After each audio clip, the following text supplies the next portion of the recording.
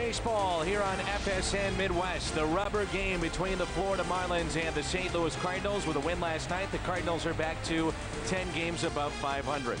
Well, we see this. It seems like night after night. The long ball from Albert Pujols, he can hit. But he does the little things that help his team win. In the 6th inning, tagging up on a fly ball hit by Ryan Ludwig to second base. Because he did that, Yadier Molina with Pujols in scoring position, able to drive him in. Tony La Russa saying after the game he should win the Gold Glove at first. Outstanding play to end the contest. That's Al Hrabosky. I'm Dan McLaughlin, and we welcome you to the broadcast booth. Good pitching matchup today, and it's our Ford Key matchup as Adam Wainwright gets to start for St. Louis. We got two young pitchers that came into the big leagues basically one day apart.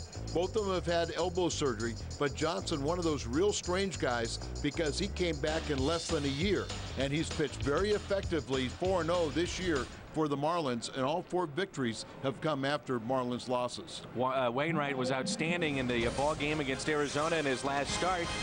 And when we come back, we'll switch gears from pitching to offense. We'll talk about the 300 home run club. 2 guys have joined that this year, Troy Glaus and Albert Pujols. That's next on FSN. The 300 home run club includes Troy Glaus and Albert Pujols, and Glaus picked up his first in '98 off his current teammate Chris Carpenter. And former St. Louis Cardinal Jim Edmonds was on base ahead of that home run. It took Glaus 15 games for that first home run. First road trip of his Major League career, Armando Reynoso gives up the first home run to Albert Pujols in his career in Arizona. Reynoso tried to knock him down the pitch before, and Albert responded with that home run. Earlier this season, we saw number 300 for Pujols off the foul pole against the Chicago Cubs. He has 36 homers against Chicago, the most home runs against any team. And Pujols did that 7 years, 2 months, and 28 days from his first. Now, you take a look at Troy Glaus. A little longer time, Al, for his number 300 this past week. 10 years, 18 days in between his first and 300th home run. And he hit home runs with 4 different teams: the Angels, Diamondbacks, Blue Jays, and the Cards. Neither players had any season in which they have hit above 50 home runs. Coming up, the spotlight shines on Chris Perez here on FSN Midwest.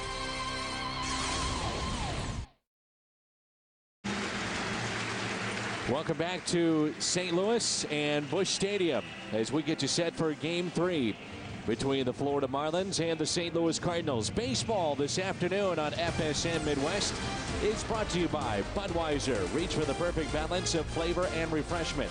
Budweiser, the great American lager. By Auto Tire. For the lowest prices in town with 26 locations to serve you, you want to go to Auto Tire, the tire pros. By Steak and Shake, famous for steak burgers. And by Geico Direct, a 15-minute phone call could save you 15% or more on car insurance. Overcast skies here in early September, September 7th. As we wind down the 2008 campaign, Cardinals mathematically still alive. There's a look at Freddie Gonzalez, the manager of the Florida Marlins. They have surprised a lot of people this year by staying in contention. Ramirez, Hermida, Cantu, then Jacobs, Uglin, Ross, Willingham, Trainer, and Johnson. Cantu, couple of home runs and a .333 average against St. Louis this year. Our Rico starter coming off a win. Adam Wainwright, he's 8-3 on the year. Pitched very well since coming back off the disabled list. Missed 10 weeks or so with that sprained finger on his pitching hand, but he has pitched very effectively against them and against the Marlins. No record, but an ERA of 2.00. Let's look at the Cardinals defense behind Adam Wainwright today. Rick Ankiel in left field, Skip Schumacher is in center, Ryan Ludwig in right. Lopez, Miles Kennedy, and Pujols, who has a .997 fielding percentage, second best among National League first basemen. And then behind the plate, Yadier Molina. And there's a look at manager Tony La Russa. And here's a look at our umpires today. The St. Louis and Ron Kolpa behind home plate. Tim Welke at first. Chuck Merriweather at second base. And Bill Welke is over at third. Hanley Ramirez leads it off for the Marlins. They have a record of 72-70 on the season. And in this first inning, it'll be Ramirez, Hermida, and Jorge Cantu. Adam Wainwright, Al, had his curveball working in that start against Arizona, and it was probably the best we've seen it since his return from the DL. No doubt about it. He had that thing going 12-6. He saw great downward action, good arm action. as he pitched effectively in 5 1/3. Here's a 1-0 pitch on the inside corner to Hanley Ramirez. Such an exciting player. He's got 29 home runs. He's 1 homer away from 30-30 again. 61 driven in and a 296 average. He's already got the 31 steals. And you might remember in that game at Arizona, Wainwright came out at 5 1/3 because he got a big 2-run double and his back tightened up a bit. Here's a ground ball. Diving stop. Lopez gets up. Fires. Oh, what a play! Felipe Lopez to start the afternoon. Outstanding play considering the speed of Hanley Ramirez. Mentioned he has 31 steals, so right over the bag. Look how far off the line he is. Over the bag, dives for it. His momentum carries him into foul territory. Scrambles up, and then a long and impressive throw to get Ramirez at first base. Outstanding play from Lopez. He has played all over the place for Tony La Russa. It's 71 degrees, our game time temperature this afternoon, and here's Jeremy Hermida. First pitch is lifted out to left. Rick Ankiel is there, 2 away. Good start here for Adam Wainwright in 3 games since he returned from the DL.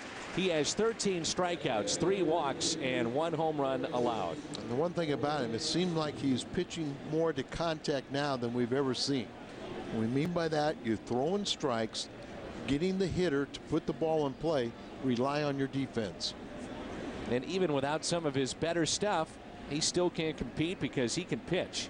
Difference between being a thrower and a pitcher, right? Sure.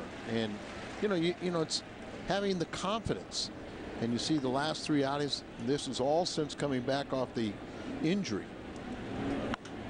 Here's a pop-up and a quick top half of the first. Who wants it? It's on the infield. All 4 are there. It's going to be Kennedy. He takes it right behind the pitching rubber. Good start for Wainwright. Cardinals coming up in their half of the first, and what a way to start it. Did this set the tone for the game for the Cardinals? The diving backhanded play by Lopez. One of the best we've seen this year. There's no score.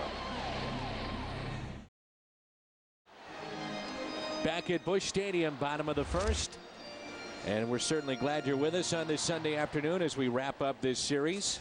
Off day tomorrow, then the Cubs in town. Felipe Lopez with the Cardinals, 2 home runs, 8 RBIs, and a .370 average. We just saw the outstanding play he made at third, and Tony La Russa has used him all over the place as Schumacher grounds to Ramirez. Lopez has played second base, left field, right field, shortstop, third base, and even an appearance at first. Here's our Rico starter. He's a good one too. Josh Johnson, just his 11th start of the season. Absolutely. This guy came back in 11 months from Tommy John surgery. Almost unheard of for a starter. 6'7", 230. He's resides in Tulsa, Oklahoma. And high school draft pick, 4th round of the 2002 draft. Johnson has logged 6 straight quality starts. That's a minimum of 6 innings and no more than 3 runs allowed. And a stat that a lot of people say was created by arbitration. The agent. Yeah, and arbitration. To take it into arbitration by the agents. But all 4 of his victories have come after Florida losses. 2-1. First time he's ever faced the Cardinals. Very impressive. In 06, he won 12 ball games and then started having injury problems that led to that Tommy John surgery. Well, Johnson did not pitch in the majors until July 10th. Had the elbow surgery. He's been excellent since his return. 3 runs or fewer in 9 of his 10 starts. Here's a 3-1 pitch. And it's a 1-out walk to Felipe Lopez. The Marlins defense this afternoon as we go around the horn, brought to you by Auto Tire. 39 career starts for Johnson. He's 16-10. Willingham, Ross, and Hermida. In the outfield, Cantu, Ramirez, Uglin, Jacobs, and Trainer is behind the plate. Today was the Buddy Walk, the St. Louis Down Syndrome Association here at the ballpark, and it seems like anytime that we have that kind of day, Albert Pujols is going to have a monster day. He's 3 for 8 in this series, homered here last night. It's also his bobblehead day. Well, there's so many things going for Albert, but you know, we talked about in the open how Tony said he should win a Gold Glove. Well, he should win a Gold Glove. He should win the batting title, and he probably should win the MVP. 1-out runner at first. Pitch that's taken a little high. Be interesting to see how the voters look at Albert Pujols, depending on what happens with the Cardinals, and you see that he's slightly ahead of Chipper Jones. Pujols at 360, Jones at 356 at the start of play today. You know, the Cardinals hang around in this final month close enough to first place where you look at, even though his team doesn't make it into postseason play, partner, you say, all right, this guy is the most valuable player, though, in the league. Well, what he has done for this team yesterday was a great example. A home run in the first inning, a 2-run shot. But what he did on the base pass to allow the Cardinals to get and Molina to be in a position to drive in the winning run. And, you know, we showed it in the open, but that was not an easy play for the final out, as Troy Glaus bounced one over there and he picked it. Remember, there was one man already on base, and that extends the game if he doesn't pick that, and maybe it brings up the potential tying run at the plate. Here's a 1-1 pitch. Pujols, a foul ball. Ouch. Excuse me, I meant the potential winning run at the plate. Well, how about this, Al? Since August 15th, that's a stretch of 18 games. Albert Pujols is hitting .469. He's slugging .913 over that span. 10 doubles, 7 home runs, and 18 RBIs since August 15th. See the foul and off the front foot. But, you know, Albert just, you know, currently leads the major leagues, and this is major leagues, in batting average, on base percentage, slugging percentage, ops, road batting average. He's already got, you know, 30 more home runs in all 8 seasons. 7 RBIs from duplicating that in all 8 major league seasons. Nobody's ever had more than 4 to start a season or start a career. Lights are on here at Busch Stadium. Overcast skies. Bigger lead this time at first base by Lopez. And the 2-2 is spoiled by Albert Pujols, hit out of play. Just underway here in this first inning. Cardinals and the Marlins.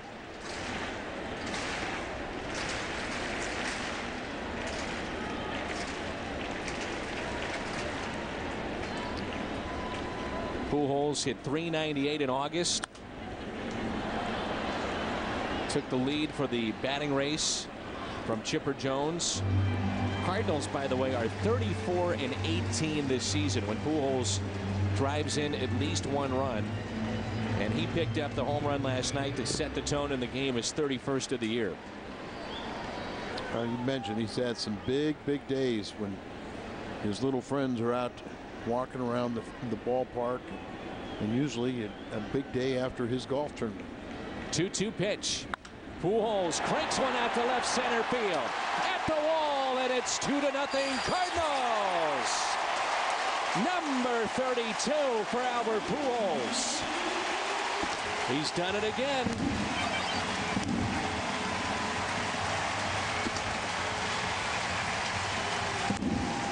By the way, you can just good about in the first inning too. Al, you can just about bank on it. The buddy walk takes place, and Pujols is going to have a big day. Well, I was honored to take part earlier this summer and pitch in a Albert Pujols All-Star team. He put together an All-Star team of the Down syndrome children, and they wobbled me. They scored 17 runs off my pitching, so I guess there's a reason why I'm retired. But what a thrill and a joy to be around those little kids.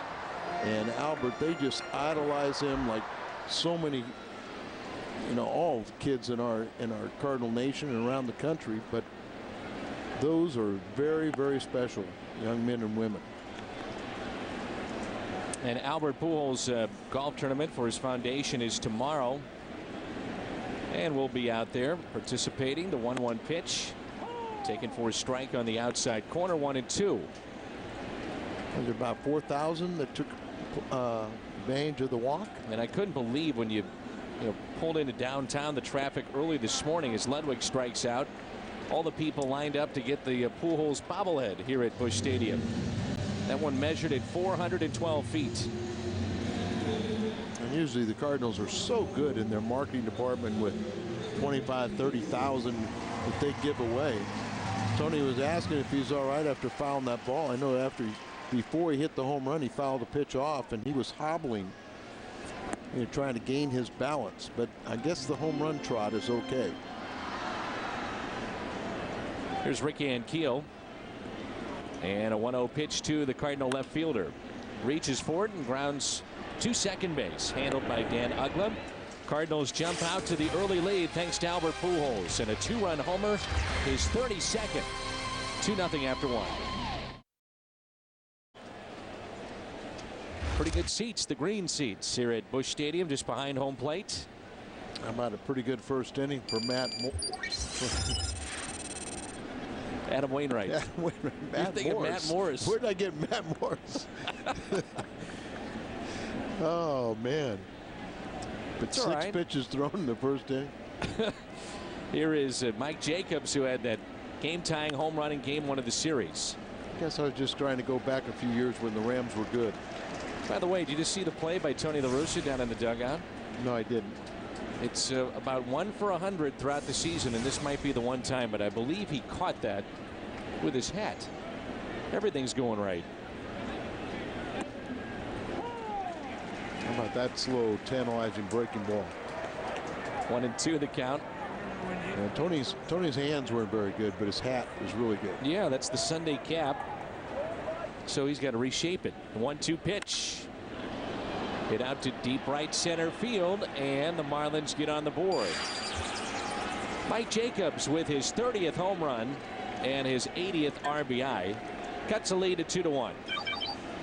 Very reminiscent of Friday night, as I think you'll see this pitch pretty much just down and in, right into the power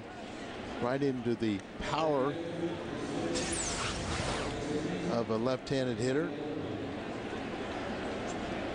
Most left-handers are low ball hitters, and they get the ball right there, and they get that arms extended, that fluid swing where it comes up on an elevated plane, and the contact. Here is Dan Uggla, and the first pitch by Wainwright is taken low and away. Uggla with 30 home runs and 80 RBIs. Mike Jacobs hit that home run off of Chris Perez, back-to-back games in which he picked up a blown save. The Cardinals as a team with 30 of those, but with a young guy, Al, I guess you get a little bit concerned. First year in the big leagues, just bouncing back in such a tough spot, which is the closer spot. You're the hero or the GOAT, right? Absolutely, but you know what? The only way to get that monkey off your back is to, be back out there on the mound and be right back in under fire. And Chris is fine. He's going to have to deal with that. And one thing we got to remember too is, here pitching in September is something new for these guys that. And he hadn't been in the minor leagues that long, but young players in the minor leagues, their season is over at the end of August. Well, it's a great point. I talked to Kyle McClellan the other day about that. Pitching in September. Here comes a 2-2 from Wainwright. There's a fly ball hit out to deep center field, at the track, at the wall, and it's caught by Schumacher. Skip has been the primary center fielder here in the second half of the season, with Ankiel a little banged up with that stomach issue, so he's out left, and Schumacher, who can play all 3 outfield positions, comes up with a nice one here. Goes back, he finds where he is on the warning track and turns around, makes that play. Just didn't seem like it had quite enough, but this is a little, it's day baseball, and it has a tendency that you're going to have the ball fly a little bit better. Here's the catcher, Ross, with 1 out and nobody on.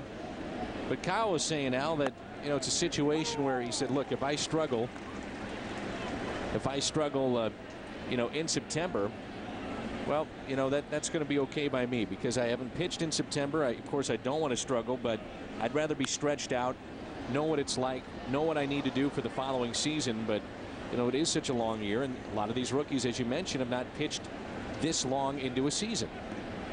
And it's just one of those things that you're conditioned to where your body kind of, whether you say stretched out or just mentally you have to go that other grind, and that's the tough thing. That's why you get penalty base, and it's such a learning experience. Once you go through it and pass that test, it's something you'll never forget, and gain a lot of confidence for the next time you do so. It's a second home run that Wainwright has allowed since returning from the DL, and it's up and in to Cody Ross, the center fielder for the Florida Marlins. 2-1 our score here in the second inning. A little sunshine now here at Busch Stadium, peeking through the clouds. 2-2 pitch off the mask of Molina. 2-2 is the count.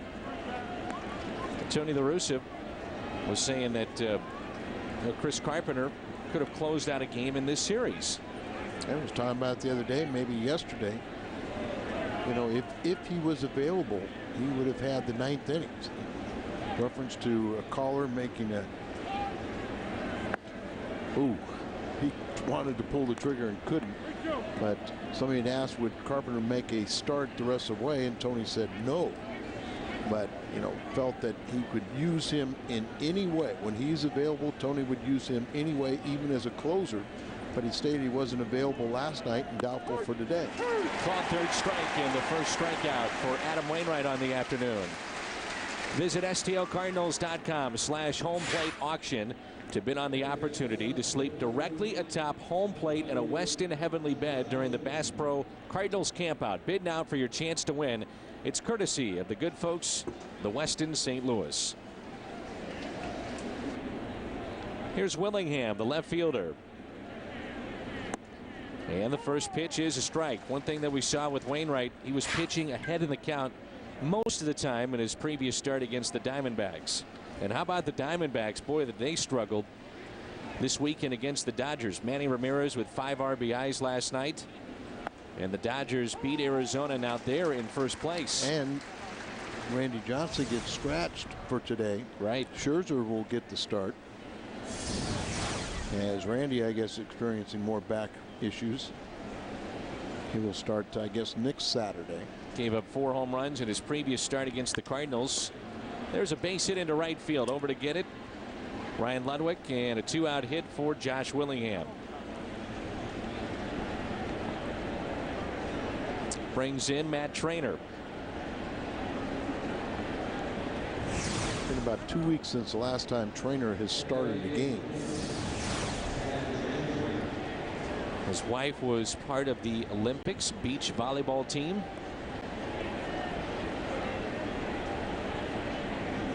Two outs and a runner at first. 8th place hitter is Matt Trainer.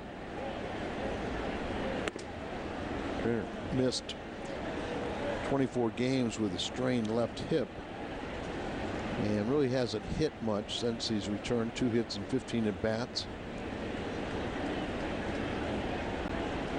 2-1 Cardinals. Pujols with a home run. Mike Jacobs with a solo home run here in the top of the second. That's a foul ball. Ugla became the first member of the Marlins infield to reach that 30 home run plateau. And Ramirez, Mike Jacobs, all doing that as well. And that's off the top of the knee, looked like, of Trainer. And remember, he's a catcher, so not only does that hurt, but it's going to have a bearing whether he can get down and squat the rest of the game. It's Freddie Gonzalez out to check on his catcher today. And the trainer is looking at Trainer.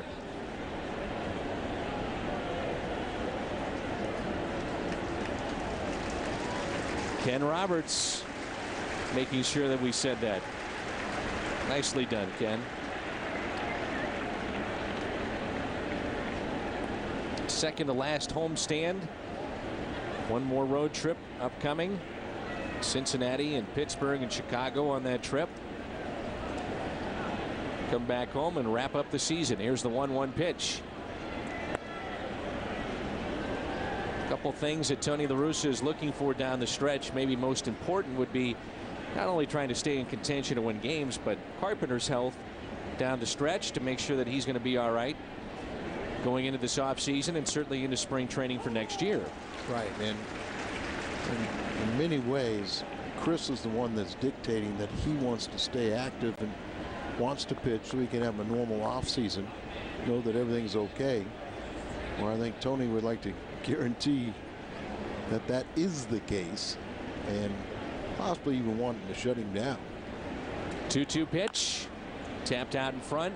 Wainwright will step and throw. Marlins get on the board with a home run, a solo shot by Jacobs. Molina, Kennedy, Wainwright coming up. 2-1 here at Busch Stadium. What a blast that was, and what a blast this is. Mark Whitten, hard hitting Mark Whitten. That was the call by Jack Buck as Whitten hits 4 home runs. He drives in 12, September 7th, 1993, against the Cincinnati Reds. Second game of a doubleheader in Cincinnati, and probably witnessed by about 2,000 people at the very end. That was kind of a fun night, but in many ways, Mark Whitten kind of somewhat his demise as he tried to recreate that. And I'm not sure a trainer can make it a go. Remember, he fouled it off that knee, and trying to get down there and squat is difficult. So his first start in a couple weeks, and he may not be able to answer the bell here in the bottom of the second. They'll have a catching change. Yeah, Freddie Gonzalez, with the addition of LaDuca, is covered because of LaDuca's call up in September. So they have 3 catchers.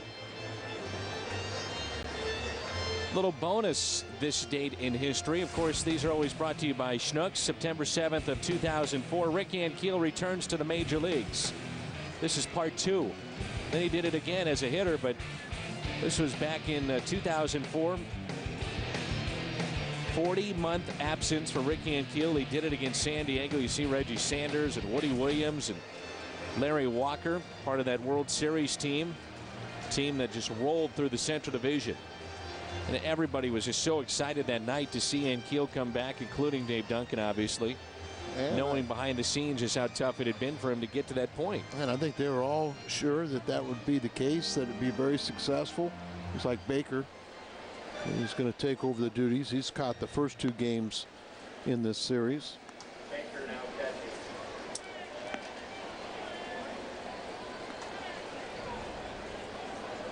So Johnson, a couple of throws to Baker, and away we go. Bottom of the second, Yadier Molina, Adam Kennedy, and Adam Wainwright for the Cardinals as they lead 2-1. Our broadcast this afternoon here in St. Louis on FSN HD, FSN High Definition.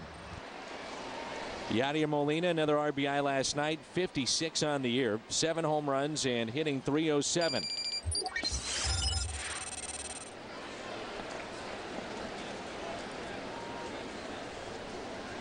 Overcast skies, but temperatures are ideal for baseball. Busy sports day in St. Louis with the BMW Championship and Cardinals baseball here in downtown. Rams are on the road playing the Philadelphia Eagles. Gorgeous shot there. Here's a 2-0 pitch and a ground ball that's pulled to third. Jorge Cantu. High throw over to Jacobs, and there's one away. When Johnson is pitching and throwing the ball effectively, you're going to see an awful lot of ground balls. So 3 of the 4 outs he's recorded have all been on the ground, and the only other one was a strikeout of Ludwig. So standing room only today here at Busch Stadium, 40,000 plus. 1 out, and the first pitch, a strike on the outside corner. Johnson wastes no time, gets his sign, and here comes the 0-1 pitch. Breaking ball in there for strike 2.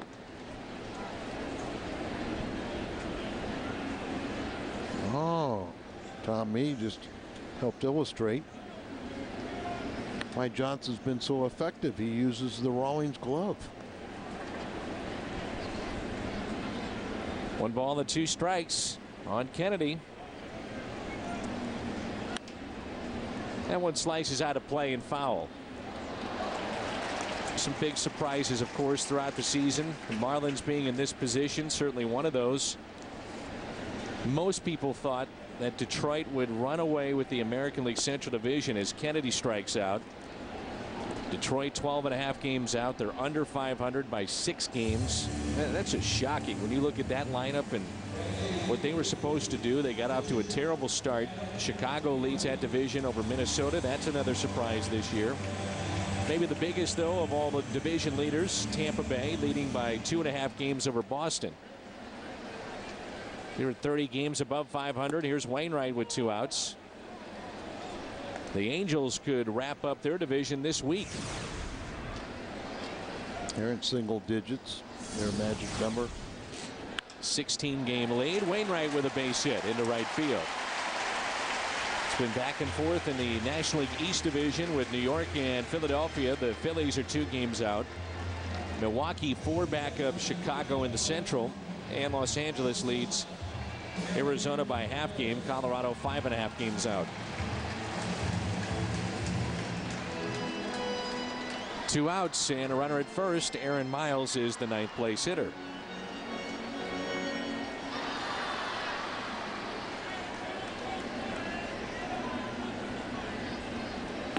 And Miles takes a strike. He had one of the best moments on a Sunday afternoon, his walk-off grand slam earlier this season. Now they're very consistent year for Aaron Miles, 300 hitter from both sides of the plate. Play all over the infield. And Al, I would think they'd bring him back. You know, 2006, part of the World Series year, solid last year. Very good season here in 08. At least I hope they do. Yeah, you know, arbitration eligible and just, you know, one of those type of guys that just, you know, don't overprice yourself. You're very valuable at what you do, and, you know, club will compensate you, but don't go out there and try and all of a sudden break the bank. And that's not his personality. Last year, you know, they did not tender him a contract, and we're all thankful that they eventually worked things out and he came back. Well, if you're going to be a bench player, this is the place to do it, because you're going to get playing time under Tony La Russa. Stay sharp. Yeah, Felipe Lopez, you know, signed with the Cardinals after being let go by the Nationals, and he said, you know, I heard that, you know, Tony was going to give me opportunities, but he never envisioned having as many as he's had. And now they're getting a good look to see if they want him part of the future. Miles strikes out. Johnson is 3rd on the afternoon. We played 2. Cardinals lead it thanks to a Pujols home run. It's 2-1. Wainwright back to work, and we welcome you back to St. Louis and Busch Stadium. Cardinals baseball here on FSM Midwest, along with Al Raboski. I'm Dan McLaughlin and our Bud Productions crew, which includes Big Dog up here. My first Cardinal game, and it's on FSN Midwest. Good look at that live shot.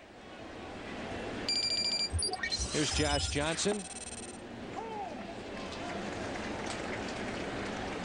And he looks at a strike. Johnson, and then Ramirez and Hermida.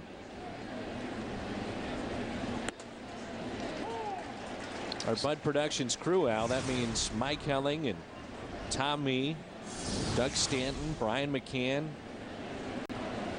Tim Garcia. Taken there by Miles for the first out. Those folks have done a great job for us all season long. We certainly do appreciate it. The Tour of Missouri Bicycle Race starts tomorrow. FSM Midwest will have highlights and results of the race every night this week. The Tour of Missouri Highlight Show starts tomorrow at 10:30 here on FSN. Johnson is the first out, and it brings in Hanley Ramirez.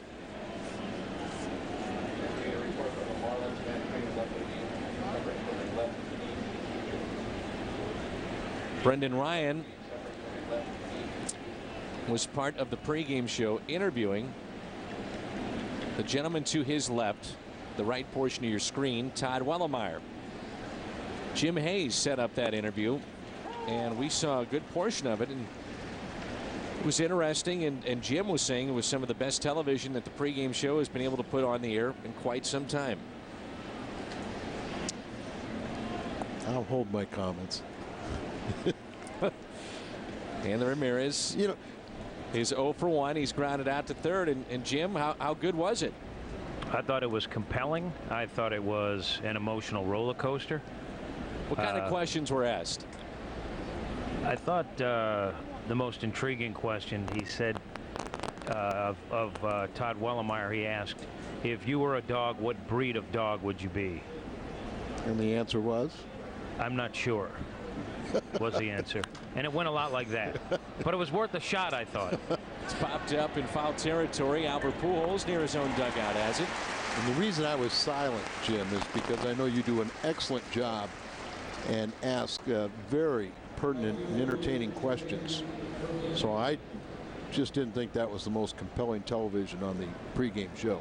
Well, I just figured I'd do my due diligence by getting an old-time reporter's cap for Brendan, and he wore that. It said press on it, and I thought if you gave him all the accoutrements, he'd be able to bring the heat. Accoutrements? Yes, sir.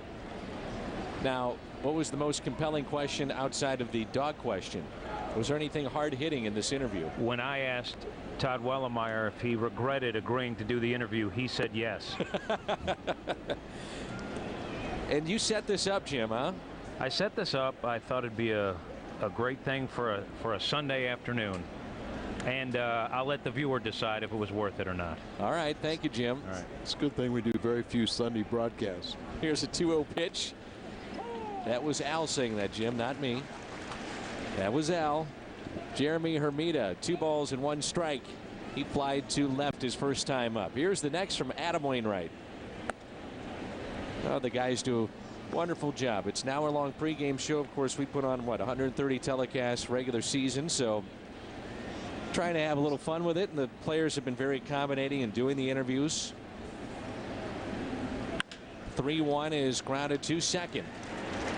Handled easily by Kennedy. Marlins go in order. Pujols is coming up third. It's 2-1.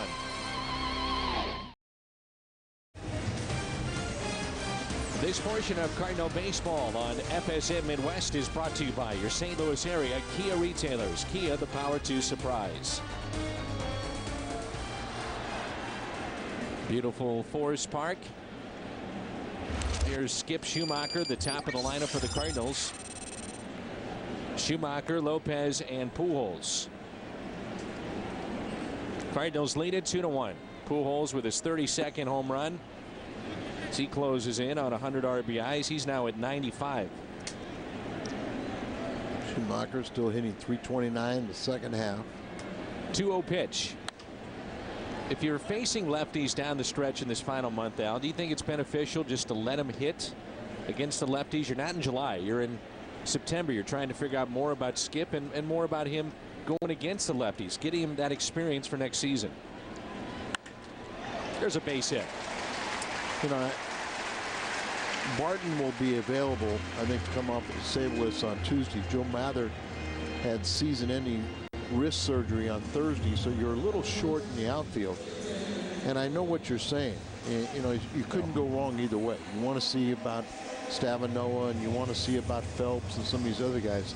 But I think truly, if you're really looking for next year, you know, Schumacher is, you know, your everyday player.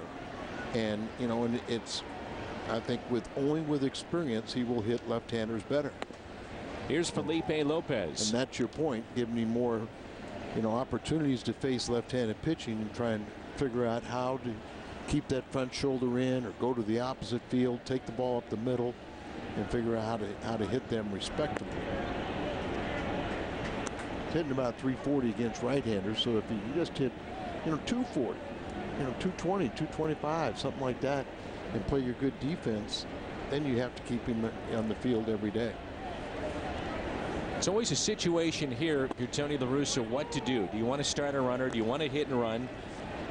And I say it's a situation you have to face when your leadoff man gets on, because your second place hitter, you know, traditionally for Tony, he'd like to see power out of this because of Albert Pujols on deck. And you want to keep first base occupied. There's a line drive, and safe at first is Skip Schumacher. Good base running there to get back. I always told don't get doubled up on the line drive, but sometimes it's easier said than done. Visit the official online shop of the Cardinals at STLCardinals.com and browse the largest selection of authentic team gear, which includes caps, t-shirts, jerseys, and more. and get your Cardinals gear straight from the source. Shop the STL Cardinals shop today at stlcardinals.com. On this day, sometimes Albert Pujols will have a special friend that'll promise a home run too. You have to wonder if he's done that this afternoon, as he's already homered today. Shaking his head after that swing and a miss. Good pitch by Johnson. Johnson's got a multitude of breaking balls, and he's very good. He can throw all of them for strikes.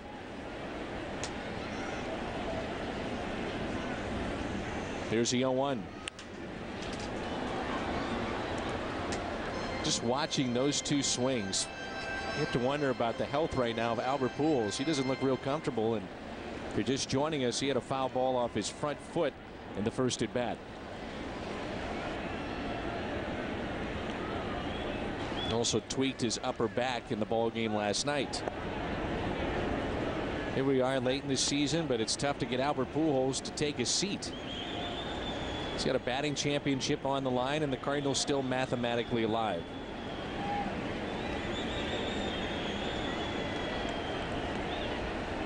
And even though, Al, it might be the best thing for him, it's tough to go to Albert Pujols and say, okay, we know you have your batting championship here on the line, but I'm going to ask you to step away and shut it down for the season. He's not one to do that, and he's going to make sure that that batting title is in his hands. Well, he has to. He's just driven. Driven to get to 100 RBIs, 100 walks, 100 runs scored.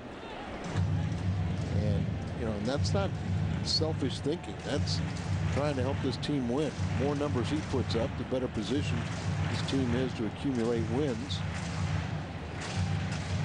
And the other thing is kind of responsibility of those people paying the money to come to through the turnstile to see the stars like Albert.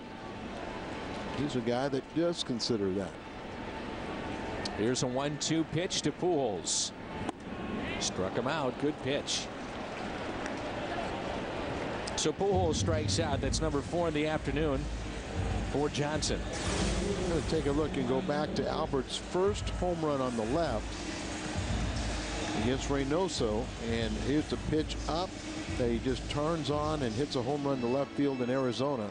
And then this one a little bit down, but you can see very similar the way he finishes. Not a whole lot of difference in those two swings, 8 years apart. And we talked about how Molina is always changing his stance. How about the stance of Pujols? It's consistent every single year. I guess when you... Well, I wouldn't change it. I know where you're going. Yeah. Why would you, right? Yeah, we've seen Molina's average, when he changed it all the time, it was down around 216 or something like this, and now that he's picked a steady one, it's over 300 and in the top 10 National League. Center fielder very deep for Ludwig. Still looking for his 100th RBI.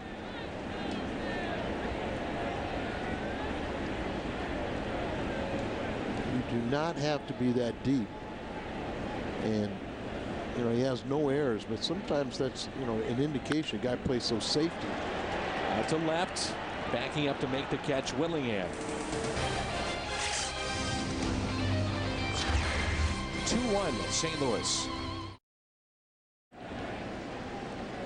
Jorge Cantu leads it off for the Florida Marlins. 2-1 the Cardinals lead it here at Busch Stadium, top of the 4th. Cantu, Jacobs, and Ugla 3, 4, and 5 for the Marlins in their lineup against Adam Wainwright. Wainwright is allowed 2 hits, and look at that breaking ball. Drawing some oohs and ahs from the fans. Cantu was knees buckled, his back arched back, as fooled by the curve ball. Here's the 0-2. And that's what we saw the other day, is that the game went along, his curveball became a little bit more sharp inning by inning. And then you saw the last one that he threw was a little harder variety, where you're trying to get a hitter 0-2 pitch to chase it. The 1-2 pitch. Off the end of the bat, Pujols is there. Underhands to Wainwright for the first out. Apple Vacations and the Cardinals invite you to hit the beach with Mitchell Boggs, Chris Perez, and Joe Mathers Sunday, November 9th through Sunday, November 16th. Sit back and relax and talk a little baseball at the all-inclusive Ocean Blue Golf and Beach Resort. Visit applevacations.com/Cardinals Baseball for more information.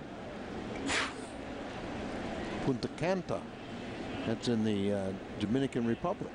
A great resort. Home run for Jacobs back in the second inning. That's all the scoring for the Marlins. Wainwright is set down 5 straight.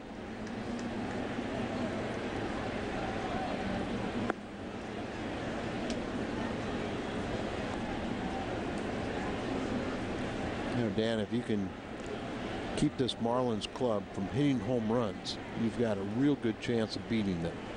They hit a ton of home runs. It's how they've stayed in the race, and they do strike out an awful lot. Pujols, 2 Wainwright, 2 outs. Because, you know, home runs can keep you in a lot of games. Sure, but I mean, they are so bent on hitting a home run, so dependent upon it, that it's amazing that they've hung around as long as they have. We'll see the Chicago Cubs here on Tuesday night. The Cubs 4-6 in their last 10 games, and they lead Milwaukee by 4 games in the Central Division. Cal Loge will go Tuesday against Ryan Dempster. San Diego has a 5-0 lead over Milwaukee in the 4th inning. Cubs have a 2-1 lead over Cincinnati in the 7th. Loge, Looper, and Wellemeyer pitching for St. Louis in that series against Chicago. There's another beauty in there for a strike, and the only starter that we know for sure is Dempster on Tuesday night for Lou Piniella's club. That's it. Now the breaking ball that you're going to see a knee buckler. 0-2 quickly on Dan Uggla. Harden was supposed to make a start in that upcoming series, but not listed. Zambrano has been shelved for a little bit. Kosuke Fukudome has not been hitting as of late. Neither has Jim Edmonds. So a little shakeup in Lou Piniella's lineup as well. You have ruts in a 6-month season. It just happens to come at the very end of the year for the Cubs. Strikeout of Uggla, and number 2 on the afternoon for Wainwright. Midway through 4, and it's 2-1.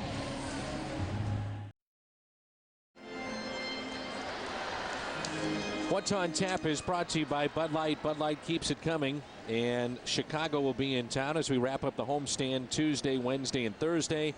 Kyle Loge and Ryan Dempster are Bud Light What's on Tap Tuesday night. Here's Rick Ankiel. Ankiel, Molina, and Kennedy. 1-0 pitch. Taken for a strike, low and away. 1 ball, 1 strike. There's a lot to like about Josh Johnson. He can neutralize the lefties with that cutter inside. He's got a good fastball.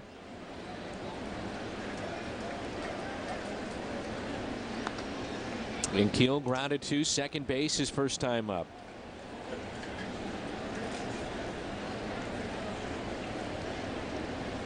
Here's a 2-1 pitch. 3-1 on Ankiel.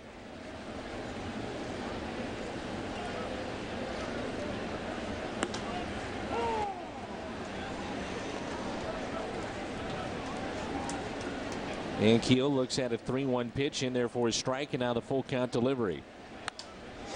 Hits it down the left field line, slices though out of play. Chipped his bat there. 94-mile-an-hour fastball from Johnson, and Rick swung the bat. He knew he made contact, but had no idea where the ball went.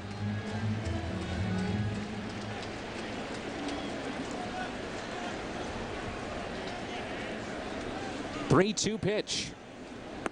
And a walk. That's the second walk issued by Johnson on the afternoon. Here's Yadier Molina. He grounded out to third his first time up.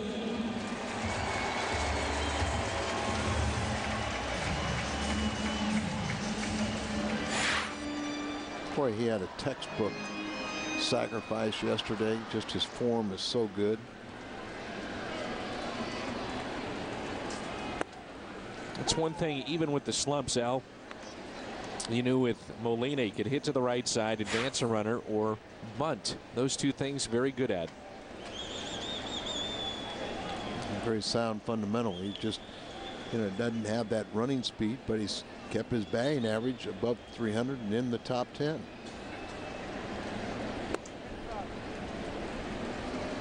Good batting eye. He makes contact. He doesn't strike out.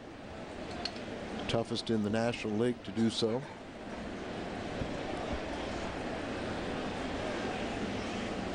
And because this is a ground ball pitcher, you may see the hit and run be put on sometime this at bat.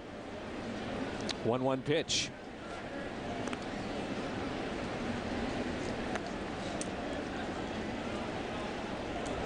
So I don't know if I mean, most of the time you're relying on that batter to make contact, but I don't think they'd have that much of a problem with Ankiel, and he almost got picked off.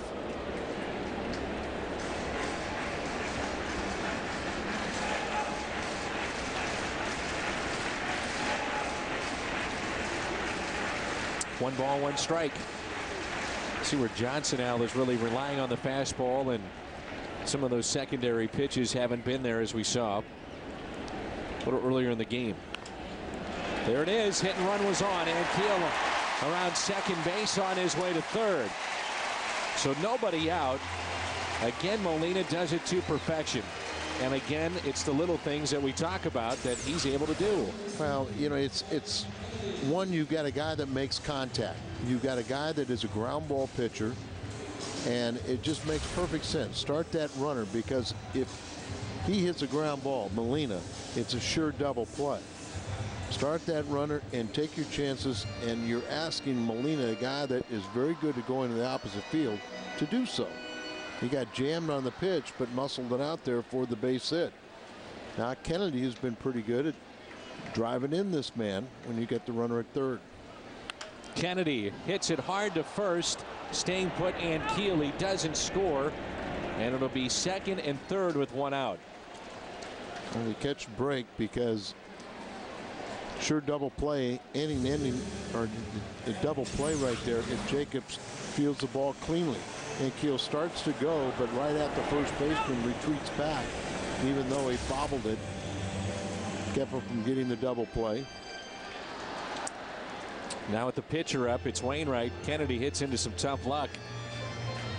He had a big 2-out RBI base hit in game 1 of this series. Couldn't hit it any harder, and he hit it right to Mike Jacobs. So it's Wainwright with 1 out and runners at second and third.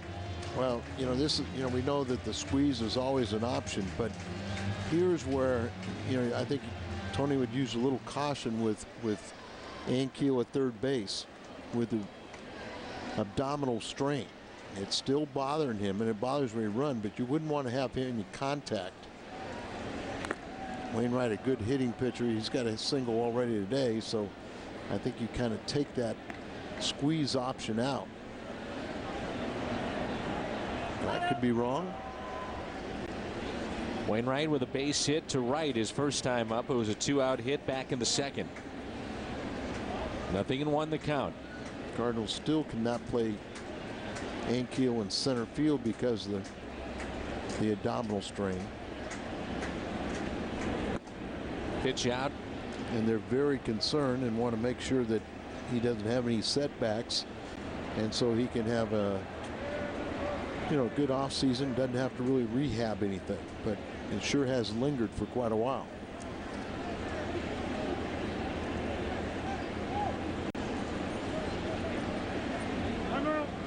Wainwright was showing bunt and then walked down to talk to Oquendo like, I'm totally confused. Let's see how the Cardinals want to play it. 1 ball, 1 strike. I think Jose just said hit a 3-run home run. That'll work. Now the Russa talking with Skip Schumacher.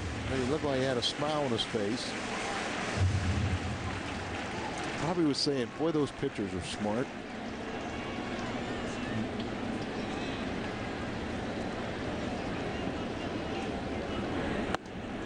2 strikes on Wainwright.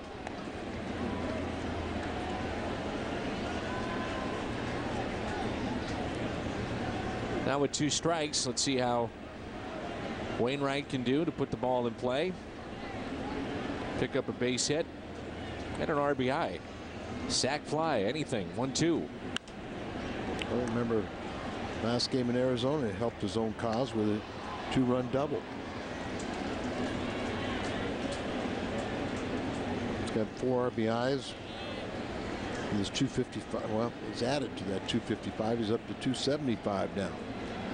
Came in at 260, 1 ball and 2 strikes with 1 out here in the bottom of the 4th. Wainwright puts it in play, hits it to the right side, but Ankiel again stays put. A little surprising. Slowly hit. Well, he might have been able to score. You know, anytime the ball hit to the right side like that, he's got to come home. But as I said, I think they're, you know, I'll give him a little bit of a leeway because of the abdominal strength. And we'll watch. Once you stop like that, it's too late. But, you know, sometimes you don't get that good read because you think it's may go to the pitcher, but it usually going on contact once you come home. And Miles grounds it foul, just foul. The last second it hooked into foul territory.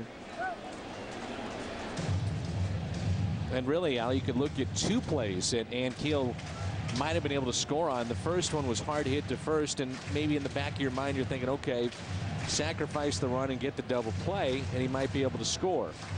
The second time slowly hit to second. Particularly in the second one, because it's hit to the right side, it's going to get by the pitcher and just go on contact. But 0-1 pitch. Miles hits it back to the pitcher. Johnson steps and throws, and the Cardinals waste a golden opportunity here in their half of the 4th. 2-1.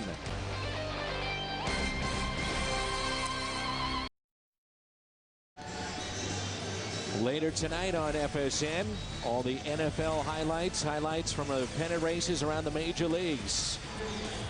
It's the final score here on FSN Midwest tonight at 1 in the morning. Well, Milwaukee recently had 4 consecutive games in which they lost. The Cardinals, though, stumbled through a 1-6 skid, and you wonder where they would be with some of those games on the road trip. But you could say that about so many games, Al, this year. Well, if they had the same results from the bullpen a year ago as this year, you know, they're in first place. Wainwright starts the 5th inning off to Cody Ross with a curveball. 1 ball to no strikes. 2-1 Cardinals. Pujols with a home run in the 1st and a home run for Jacobs for the Marlins in the 2nd inning, a solo shot. Cody Ross struck out looking. Wainwright is struck out 2 on the afternoon and has not walked a man. The Marlins have 2 base hits. Felipe Lopez backs up and makes the play. I know we keep harping on it and talking about it a lot, but you know, Lopez, for Tony La Russa, it's not only just trying to help his club this year, but you're also seeing what Lopez can do for you beyond this season. He's really, really intriguing for this organization at the age of just 28. Well, no doubt about it. You know, the thing is maybe a situation though that, and the Cardinals will have that opportunity to lock him up before he chooses free agency. A strike on the outside corner to Willingham. But Dan, even if you do retain Lopez, you still need to go out and get much more offense. You have to get that other very productive bat. And you're not sure about your pitching staff, who you have coming back. Good point. Looper and Loge are potential free agents. Here's a 1-1 pitch. We saw the other day all the scouts looking at Looper and his start, and I'm sure we're going to see that on Tuesday night with the Cubs in town and Kyle Loge on the mound. A lot of teams trying to figure out what to do in 2009. Absolutely, and you would think And you brought a very good point, and you've done it to the last 2 times Looper has started. You've said, look at the comparison between Loesch and Looper. There's not much difference. And yet everybody talks about how much money that Loesch is going to make in the upcoming free agent. Now there is some age difference, but I'm not too sure you're going to find a second-tier free agent starter out there much better than Looper. You're right. 3-2. And a strikeout. And it's such an interesting offseason, too, because payroll will be freed up. And there's a surplus of outfielders for the Cardinals and also some prospects to deal if they'd like as well. Stop by any area tan company this month and register to win Cardinals tickets in the exclusive Tan Company Cabana at Busch Stadium. Maintain your summer tan with 1 week of tanning for only $4. So stop by a Tan Company salon and ask for details. I think you got to sometime you got to make your evaluation. You know, does Brendan Ryan have a role with this club in the future? He's one of the names, certainly the biggest name that people talk about as far as prospects. Colby Rasmus. Ryan Anderson is a catcher in the Cardinals system that is highly thought of around baseball. That slapped the other way and a base hit, a fair ball off the bat of Matt Trainer, or rather now John Baker, who is filling in for Trainer after a foul ball off his leg. So John Baker in his first plate appearance doubles. And it brings in the pitcher, Josh Johnson. When Baker started the first 2 games of this series, Trainer getting his first start in a couple weeks, but fouled that ball off, and just a fastball that on the outer half, he just goes with the pitch, slices it into the left field corner. But there's 2 outs and you got the pitcher spot up. We're in the 5th of a 2-1 game in favor of the Cardinals. You know, it doesn't always happen, but you know, in a traditional batting order where I say the pitcher bats 9th, always thought it was important to really grind and concentrate on retiring that 8th place hitter. Get him out to end the inning, and then you start off with the pitcher the next inning. You get that first man out, boy, you're well on your way to a shutout inning. 1 ball, 1 strike. The Rams are trailing in their ball game today, 31-0. So I'm assuming that we've got some of the Rams fans that have tuned into baseball. Hey, it's still early. It's in the 4th quarter. 4th quarter. Yikes. Not the way you want to open up the season, to be sure.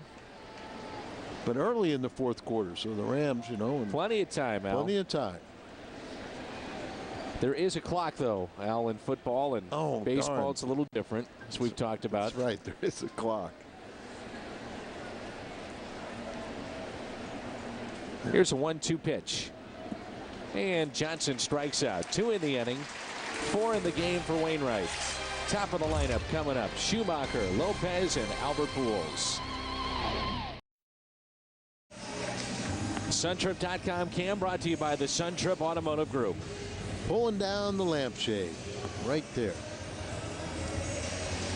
So you see the good curveball, and it's Josh Johnson, the pitcher, but still good video of his 4th strikeout. He's only allowed hits in 3 hits on the day, 2 in the 2nd inning. That's when Jacobs hit the home run, and then 1 there in the 5th. But very little offense, and other than Pujols' 2-run home run in the 1st inning, the Cardinals have been held scoreless, and Johnson has escaped the situation last inning with both runners in scoring position. Well, that replay also showed the rotation of the ball and the curveball and the spin that it takes to have that 12-6 effect that Wainwright has with his curveball. See the rotation on it. Up the middle, backhanded by Ugla, throws to first, and he got him. Takes a hit away from Schumacher. Outstanding play from Dan Ugla. All-American at Memphis, and then a Rule 5 pickup for the Marlins from the Arizona Diamondbacks. Not noted for his defense, but he comes up with a heck of a play there, and Skip Schumacher hustling all the way, hoping that it would be a high throw and Jacobs go up. That's why he slides feet first. or hit first. The strike at the knees on the black of the outside corner to Felipe Lopez. Albert Pujols on deck. That just missed outside to Lopez, who started the game with an outstanding play over at third. A diving stop to take an extra base hit away from Hanley Ramirez. And a base hit. On base for the second time this afternoon. A walk and now a single. Adds to his .370 average as a Cardinal. And a man on ahead of Albert. Pujols a 2-run homer in the first. 5 RBIs away from 100. I think he's 7 walks away from 100 and 12 runs scored away from 100. 1 out runner at first, and the first pitch to Pujols is a strike.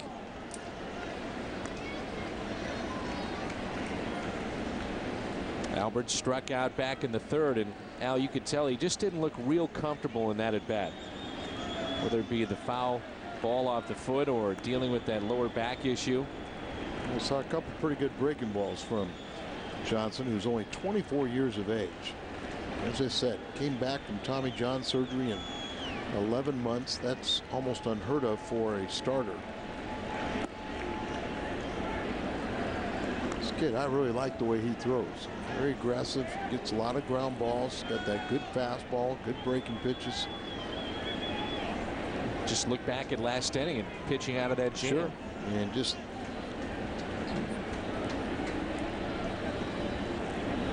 Pujols rifles one foul. Off-speed pitch out in front. Has the ability to throw his fastball on both sides of the plate. He's got 3 different breaking balls and off-speed pitches that he can throw for strikes and throw any time in the count. 1-2 the count on Pujols.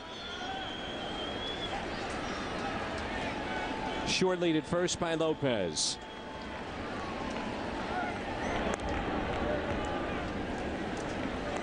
Situation with Albert up, and you know you've got a ground ball pitcher. Sometimes you might want to send that runner, but you don't want to leave first base open either. Outfield very deep and straight away for Albert. He spoils the pitch, and that's the situation that we talked about too, with a situation with a guy at first, and if you don't have the kind of protection around Albert Pujols that you need, there's no need to pitch to him if you're the opposition. Right. And Ludwig fighting it a little bit. Pujols a broken bat and a double play ball. 6-4-3 on the double play, and it sends us to the 6th inning. Top of the lineup coming up for the Marlins against Wainwright. 2-1 Cardinals.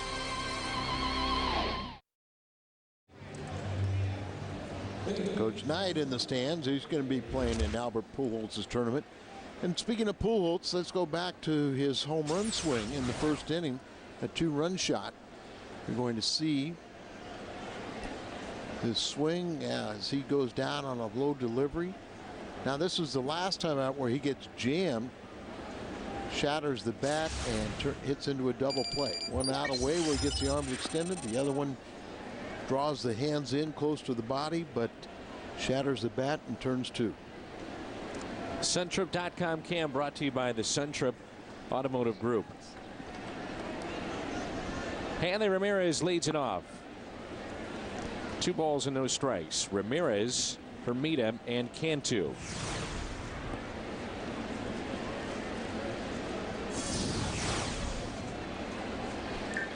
Ramirez was robbed by Felipe Lopez in the first to start the game. He's also popped out into foul territory to Albert Pujols.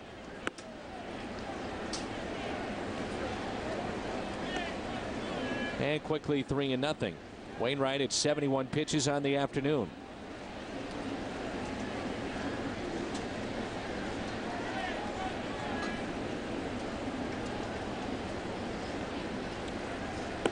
Three and 1 is the count.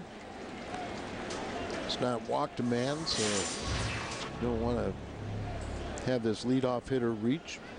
Hopefully he can battle back here. Top three in the lineup are 0 for 6. Marlins have just 3 base hits. Here's a 3-1 pitch. Upstairs, a leadoff walk, and you've got a guy with speed over there at first. So that's how we start the 6th inning. And that's the first walk allowed by Wainwright, who has struck out 4 this afternoon. Sure not happy with himself. Having a good base stealer allowed him to get on reach base via the walk. Hermida is a guy that's really had a frustrating year, I'm sure, for the Marlins. Had some injuries last season, and this year it's just more of a sick bat.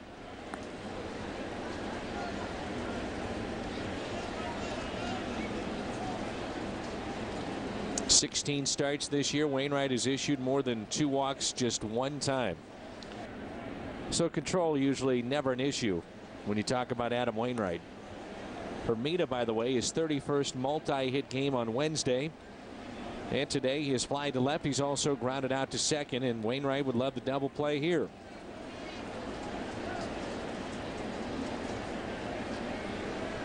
"2-1 Cardinals here in the 6th inning. San Diego leads Milwaukee 7-0. That's in the top of the 7th. Milwaukee and Chicago, those 2 clubs have a bunch of games remaining with each other. Have 6 games remaining with each other. That could be quite interesting. Including the final 3 in Milwaukee. Right now you have to be you've got to root for the Cubs to win. And Milwaukee to lose for the Cardinals to get in there. And all of a sudden, the problem is Milwaukee.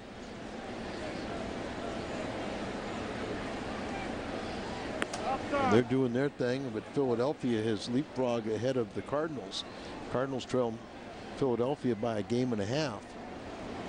They're 2 games behind the Mets, and they're going to pick up 1 game today, it looks like, as Philly leads 6-0 against the Mets. Here's a 2-1 pitch to Hermida. You wouldn't think you would go in any kind of prolonged slumps with Sabathia and Sheets 1-2, and Suppan, who has been a big game pitcher down the stretch. But then Arizona thought the same thing with their big 3. And Heron and Webb, that's what, 3 starts in a row that they've struggled. Here's a high fly ball into shallow right. Ludwig is there to make the catch for the first out. So the Phillies, if things stay like they are right now, with the Phillies leading their game and Milwaukee losing, would pull to within 3.5 games. Ever wanted to put on a Cardinals jersey? Well, take to the field alongside Cardinals greats and Hall of Famers. Check out the Cardinals Legends Camp. It's the team's official fantasy camp held in Jupiter, Florida. It'll be held in January. For more information, call this number, 770-7220. You can also find out information on the Cardinals Legends Camp at stocardinals.com. It's a great time if you're a Cardinal fan to go out there and experience a little bit of what the big league life's all about, and then it's tied in for Hire a Hero, as you know, a lot of our men and women of the armed forces come back, have an opportunity to have this great organization to serve, provide jobs for them to return back to civilian life. Cantu, a fly ball into right. Ludwig again. 2 outs. That's a great cause. Oh yeah, late January, fun time.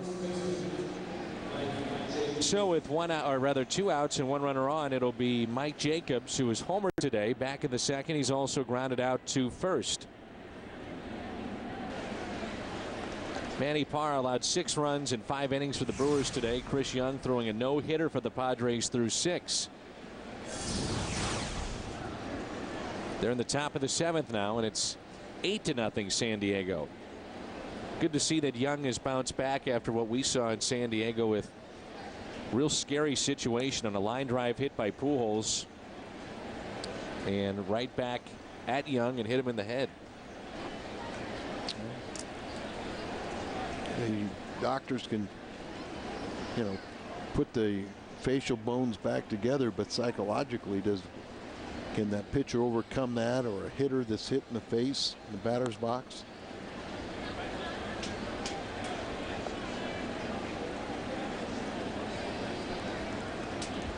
Two to one Cardinals as we play here in the top of the sixth with 2 outs and a runner at first. A cool afternoon here at Busch Stadium.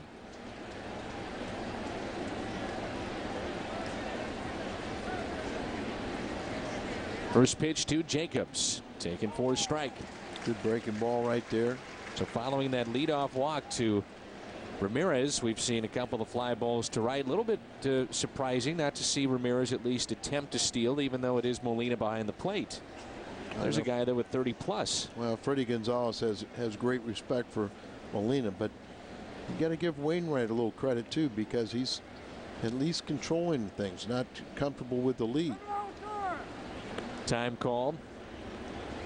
There's a situation as a pitcher, you can hold that ball to the degree where it takes the life and spring out of the legs of a base stealer. But Jacobs wasn't comfortable either, so he called timeout.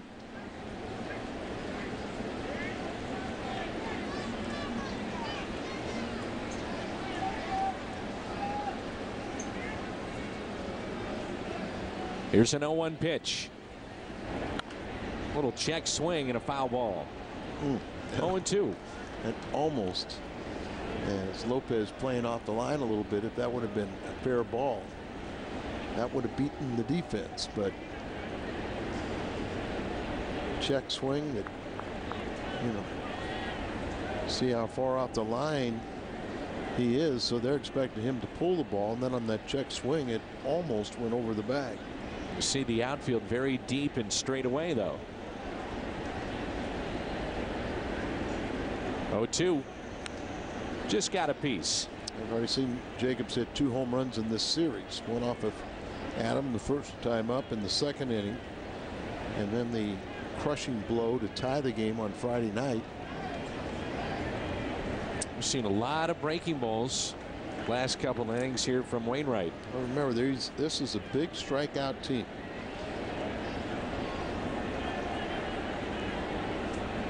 Matter of fact, the first 6 hitters in this lineup have all struck out over 100 times. Check on Ramirez over at first. 0-2 the count.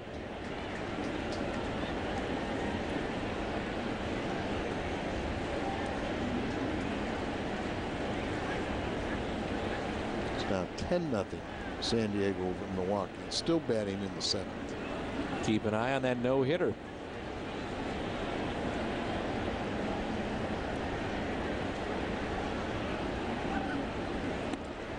Upstairs, and it's 1-2. Another breaking ball that's up. That's a breaking ball or the changeup.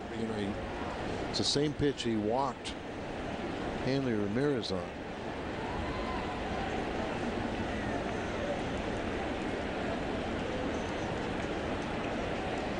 There's the curve ball. Don't hang it to this guy. He could lose it in a hurry.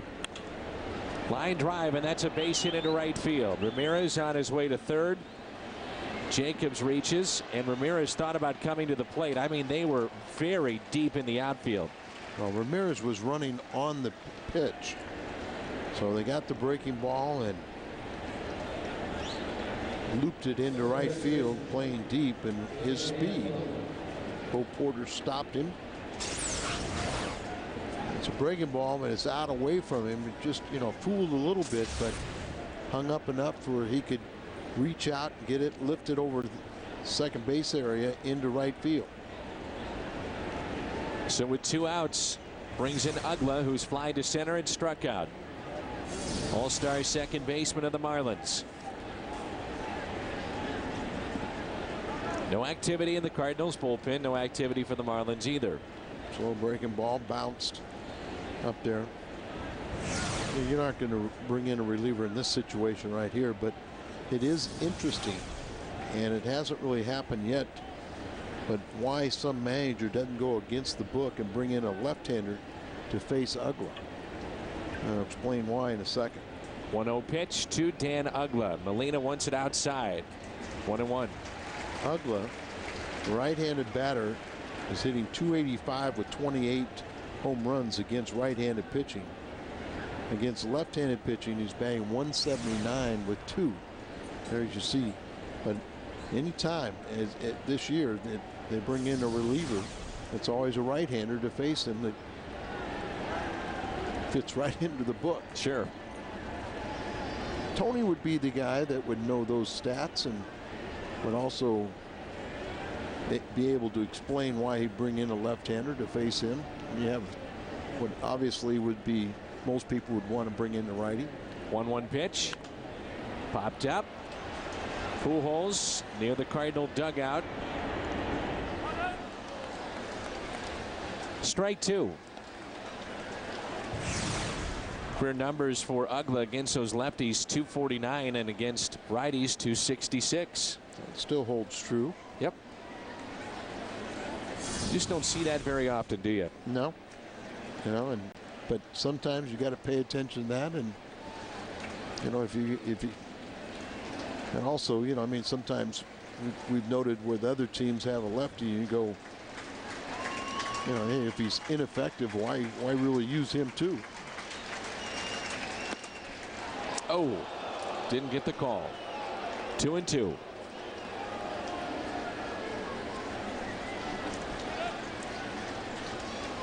It's kind of the 88, 89 is sort of that cut fastball speed. Left it up and didn't get the call. Runners at the corners, a 2-2 pitch, and he struck him out. He struck him out for his 5th strikeout this afternoon. Brian Ludwig, Rick Ankiel, and Yadier Molina coming up. 2-1 St. Louis. Cardinal Baseball on FSN is brought to you by Rico. Move your ideas forward with Rico dependability. And by your Missouri, Illinois Dodge dealers.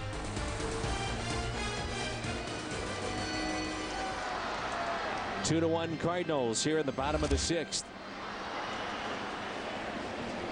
Ludwig, Ankiel, and Molina.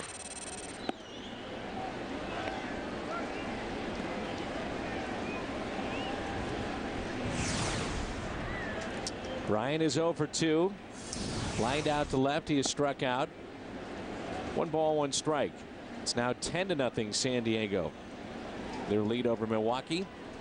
Still batting according to the. Nope, they got the 3rd out now.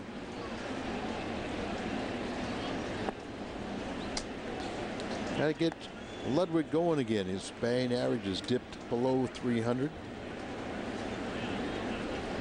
Still looking for that 100th RBI. Looks at a strike. 2-2. 2 for 10 in this series.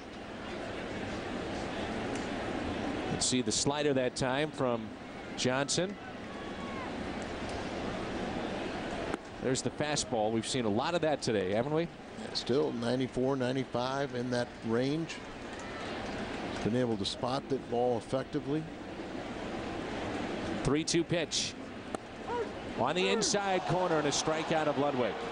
He said on both sides of the plate, 95 with that fastball. Ludwig didn't like it, but picks up his 5th strikeout of the day. Looked to be a pretty good pitch. Well, catcher set up a little bit away, but he frames it on the inner part of the plate. Sometimes you don't get it just because of the way your catcher moves.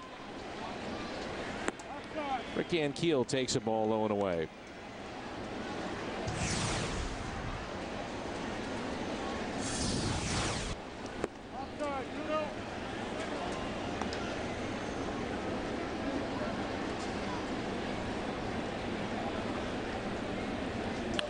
Here's a ground ball, base hit.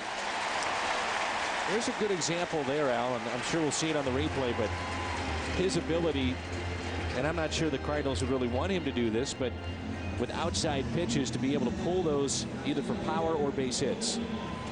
Well, I think he's going to be a much better hitter when he learns to take that to the opposite field. This one just finds a hole and goes through. But many times that's either going to be the first baseman or the second baseman. It's like a right-hander trying to pull the outside pitch. He hits a ground ball to the left side of the infield. A certain percentage will go through, but he's going to have to drive that ball the opposite field and get him an extra base hit out of it. First pitch, a strike to Molina as he hits it out of play. Packed house today here at Busch Stadium.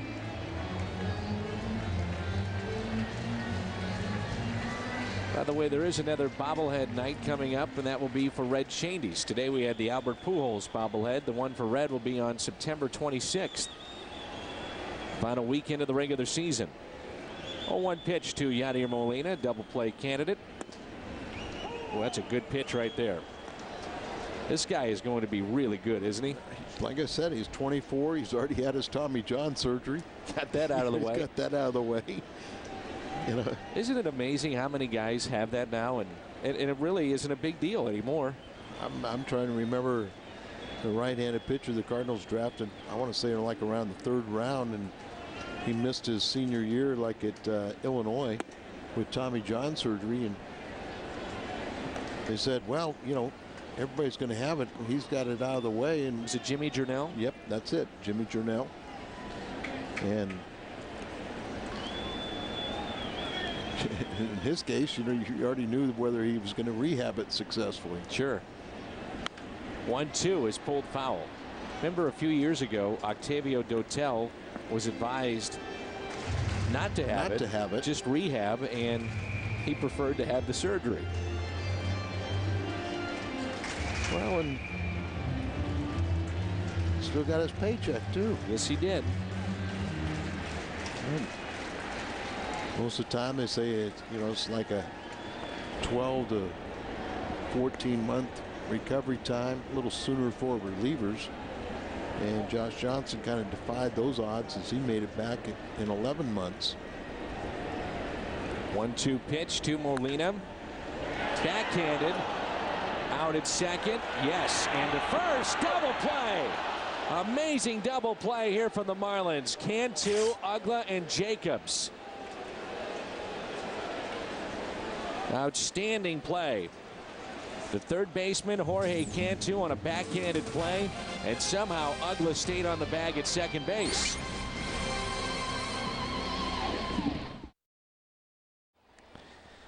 The SunTrip.com cam is brought to you by the SunTrip Automotive Group, and that's a heck of a double play started there by their third baseman, Jorge Cantu.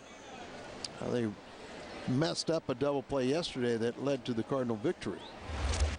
And it was much the same way. Cantu made a poor throw and didn't get the man at second base. Then they got Molina at first base as the throw pulled the second baseman off Ugla. Miles double clutches and not in time. He went to, he didn't have his feet under control when he went to throw. Looked like his almost spike fell got down. Caught. Yeah, almost fell down and regained his balance and throw late.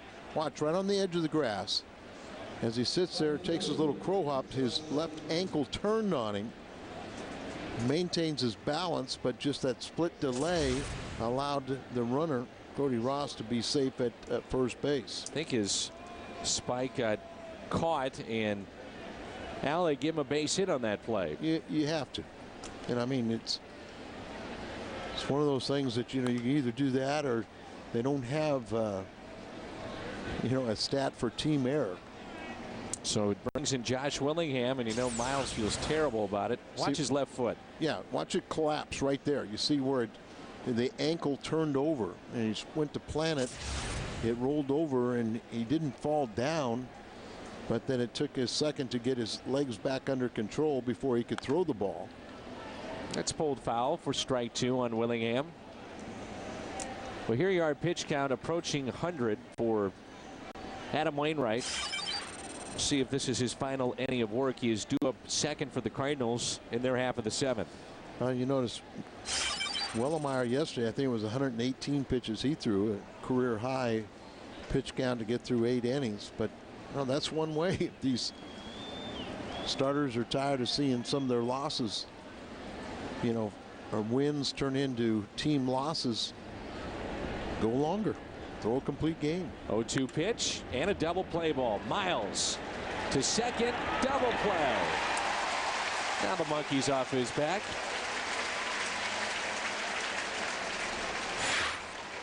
6-4-3 double play. Your all-access pass to Busch Stadium has arrived. It's the 2008 Cardinals yearbook. Celebrating a day in the life of Busch Stadium takes you inside the clubhouse, players' meetings, and more. Discover the book that everyone is talking about. The number to call is 314-345-9000 or visit STLCardinals.com. If John Baker can extend this inning, they will pinch it with Luis Gonzalez, and Arthur Rhodes will come in. Pitcher spot is on deck. But that double play, first turn by the Cardinals, that could guarantee that Wainwright probably starts the 8th inning. Tony missed this one. So 1 for 2 for Tony. 1 for 2 in the day, and a little harder hit ball, and he got a little cocky with the first one, didn't he? Oh, Gator arms. Here's a 1-1 pitch. Just got a piece for strike 2 to John Baker, who has a base hit, a double back in the 5th. Came in for Matt Trainer, who hurt his leg on a foul ball.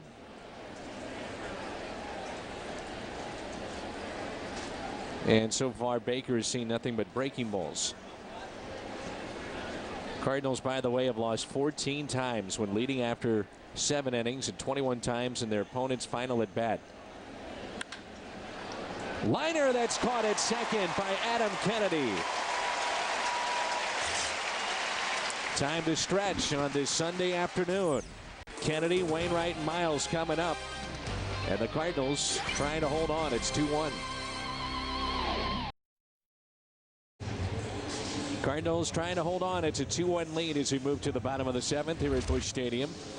And Brandon Kennedy is today's merchandise winner. The Hyundai Lawn Drive Inning Sweepstakes. If the Cardinals hit a home run in the 7th, Brandon Kennedy qualifies for the Hyundai Sonata drawing in September. To register, visit a St. Louis area Hyundai dealer. Kennedy leads it off after his fine play defensively. Cardinals have played very well defensively today, with the exception of that little miscue by Miles, but no big deal. That was erased on a double play. Well, I think that's indicative of playing behind Wainwright, guy that controls the count, throws a lot of strikes, and has his fielders on their toes, not back on their heels. Now Chris Young now is not just throwing a no-hitter, he's throwing a perfect game through 7 against Milwaukee. Pretty impressive when you 10-0, and that had to be a very long 7th inning. Sure. And yet he's maintained that concentration.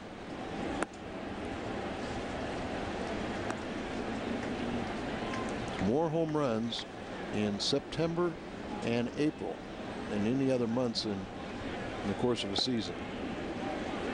And people at home are saying, why is that, Mr. Raboski? September call-ups, and also many times the pitchers break out of spring training ahead of the hitters. Kennedy, a high pop-up into shallow left. There was a time that, Dan, there was a no-hitter, and yet not one batter lost any points on their batting average. How did that happen? James knows the answer. Then James can come on up here. You know how it happened? Go right ahead. I know you'd figure it out if you thought long enough. You've done this to me every year for the past 10. That's why I said so I know far, you'd figure I'm it 0 out. for 10. So go right ahead. Bob Feller threw a no-hitter on opening day. Oh, there you go. Didn't have an average before opening day. Well, they had a 0-0-0, and they ended up with 0-0-0. Now you've stumped me again. Didn't mean to. 1-1 pitch. Wainwright hits it to short. Ramirez comes up with it. So there's the indication that Wainwright will be back out for the 8th inning.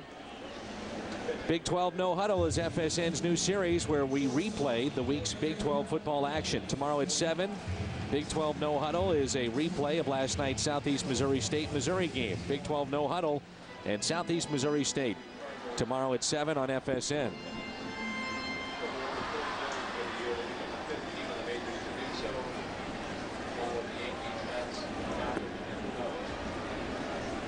Here's Aaron Miles with 2 outs.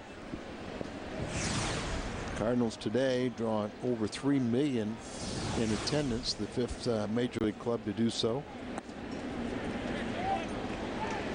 All the others, the big market teams.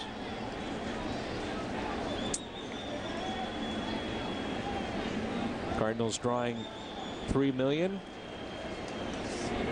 The 10-year anniversary almost of Mark McGwire's historic run.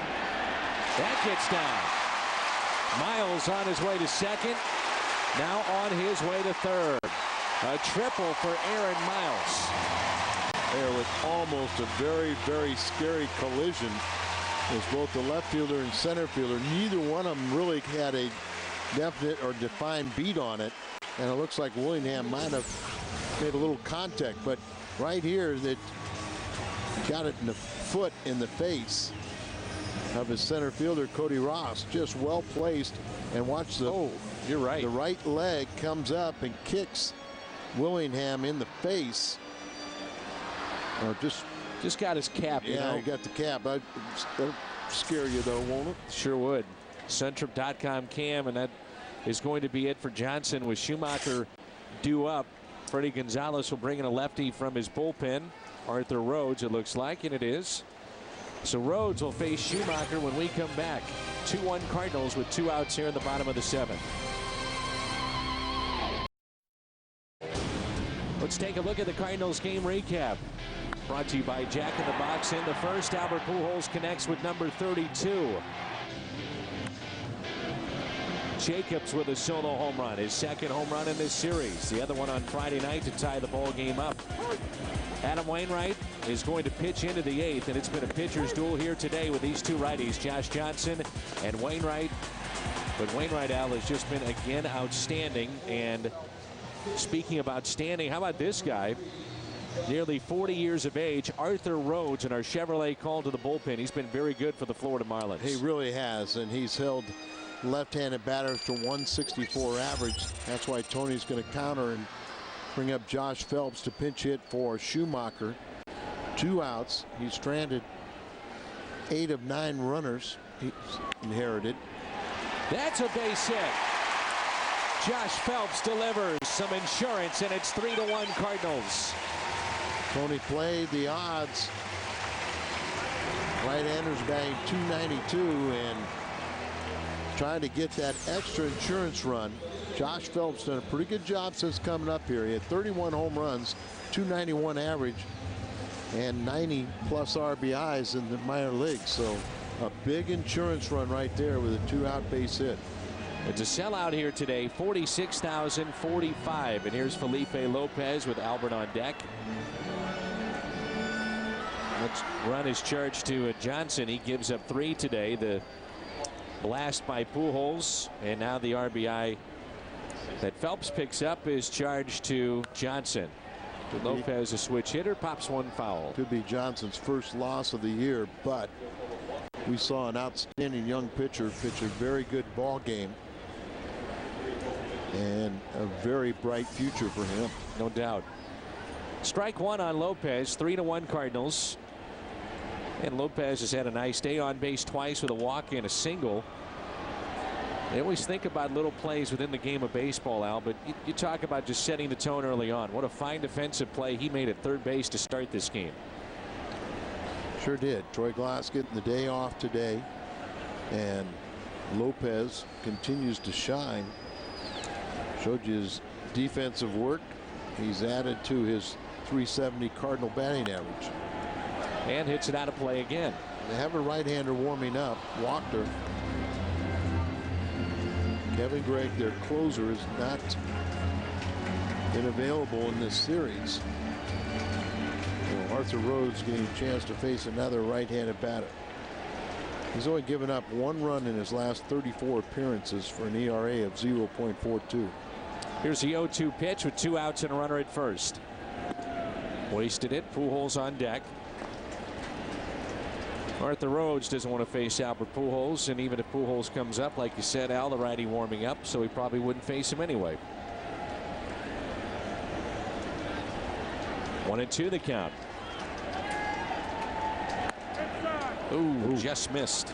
Good pitch.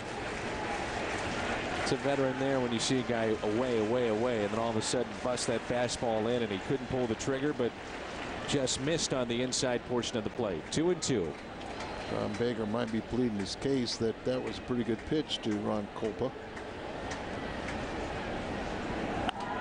And Felipe pops it up. Foul again. Behind home plate.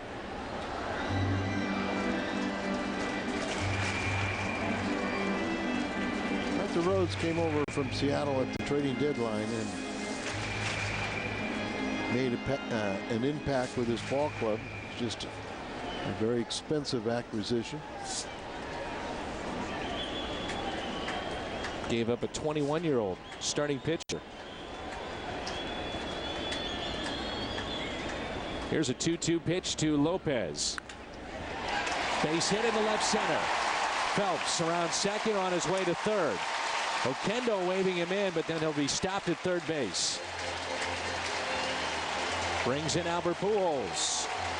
And Rhodes has come in and allowed 2 base hits. And Freddie Gonzalez will go to his bullpen. And we'll step aside. Pujols due up first and third here in the 7th.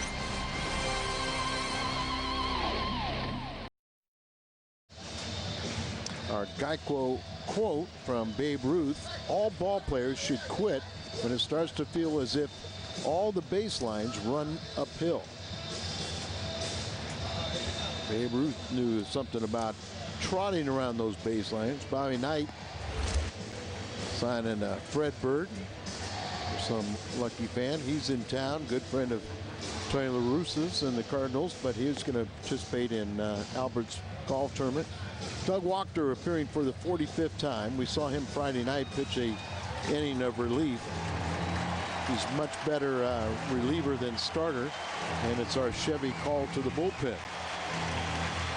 And he gets nothing better than to face Albert Pujols with runners on the corners and 2 outs. The Cardinals with a 3-1 lead, but we've seen this year that's, you just never know. Franklin did close out a victory last night with a save, but more insurance runs would be fine, wouldn't it, Dan? It sure would. And so Albert Pujols will have it first and third with 2 outs against this right-hander. First pitch is taken low and away. When you're hitting 360, you need a base hit to maintain that average. He's 1 for 3. Got first inning, hit a 2-run shot. It's 32nd of the season.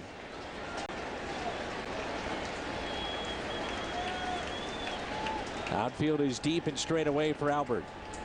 Oh, a swing and a miss. 1 ball, 1 strike.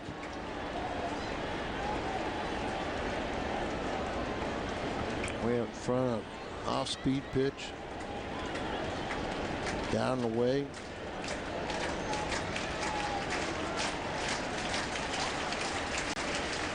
One pitch, and Pujols is out in front, pops it up. And this should do it for the 7th inning. Catch is made. The Cardinals strand 2. They pick up a little insurance. It's 3-1.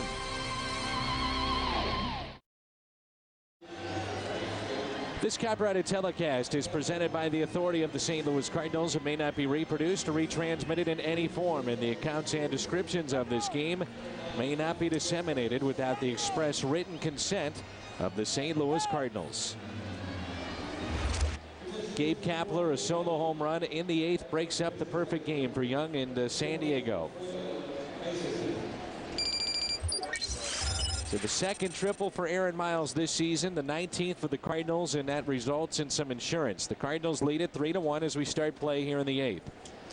Wainwright, pitch number 99. And Amezaga is going to be the pinch hitter for Wachter. Stavinoa comes into the game to play left field, and Ankiel moves from left to right. And Ludwig is now in center. There's a curveball of beauty in there from Adam Wainwright.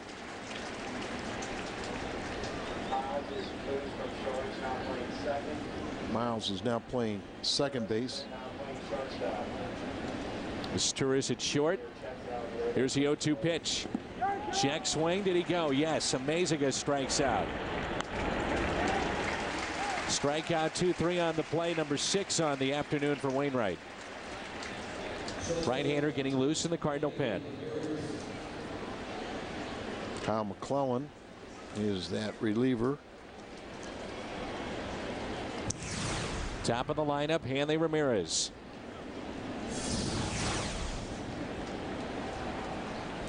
If, partner, he has an efficient, and I mean it better be a real efficient 8th inning, how tempted would you be to let Wainwright try to finish the game off? There's a high fly ball down the left field line, but foul. I would be very tempted. I would too. And you know, and I mean, there's nothing wrong with telling starters that, you know, there is a such thing as a complete game. I've seen 30 losses by their bullpen. It's not like you have a, you know, a lights out closer. Here's a chopper hit to third. Lopez to Albert right at the numbers.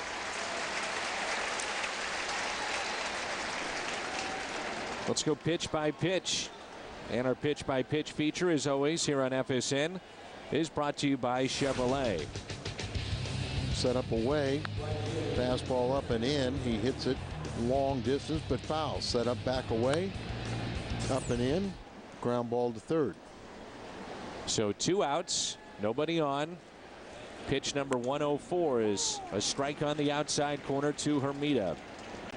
Now, once again, it bears repeating. If you can keep this Florida Marlins team in the ballpark, you know, don't give up home runs. They have a hard time playing little ball, small ball.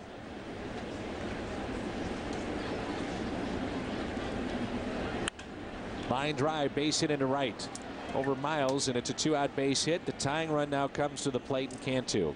It's a curveball right there. Pitches by inning for Adam Wainwright.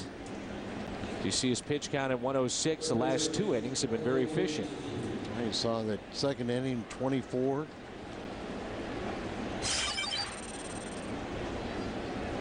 The only inning he allowed more than 1 hit. The home run by Jacobs, and then Willingham got a base hit and in. Here's Cantu with 2 outs and a runner at first.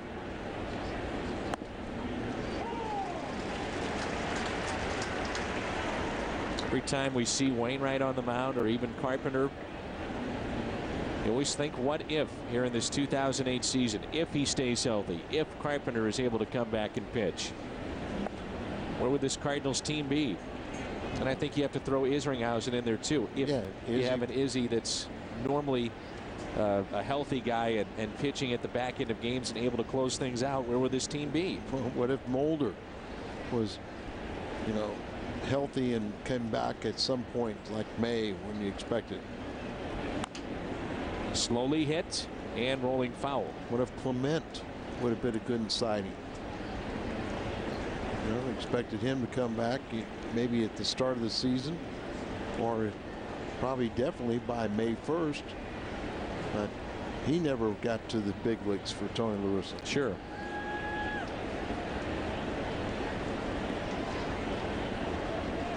Randy Flores is joined McClellan in the bullpen. 1 ball and 2 strikes. Trying to get him to chase, and that one scoots through the legs of Molina. A wild pitch charge to Wainwright.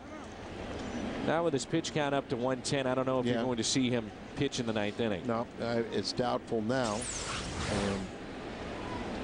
So you really tried to overthrow the breaking ball, and Molina goes out there, but left the barn door open, and the ball got underneath his glove through the wickets.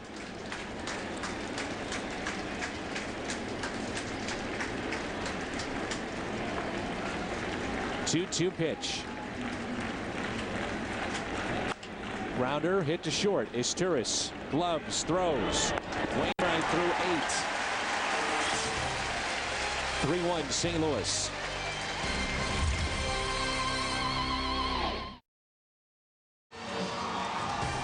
Cardinals baseball on FSN Midwest is brought to you by Budweiser, who thanks you for being a designated driver. By Chevrolet. See for yourself. Shop and compare at STLchevy.com. And by Jack in the Box. We don't make it until you order it. 46,000 plus here today at Busch Stadium in St. Louis. It's turned out to be just a gorgeous afternoon.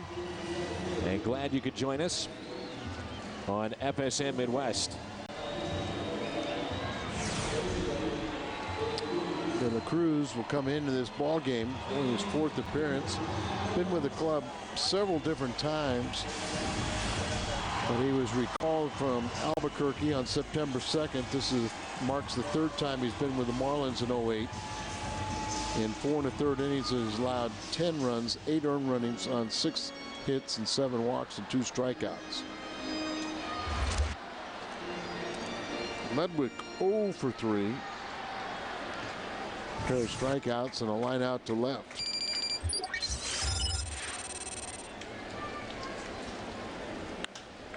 And Ludwig lines it foul.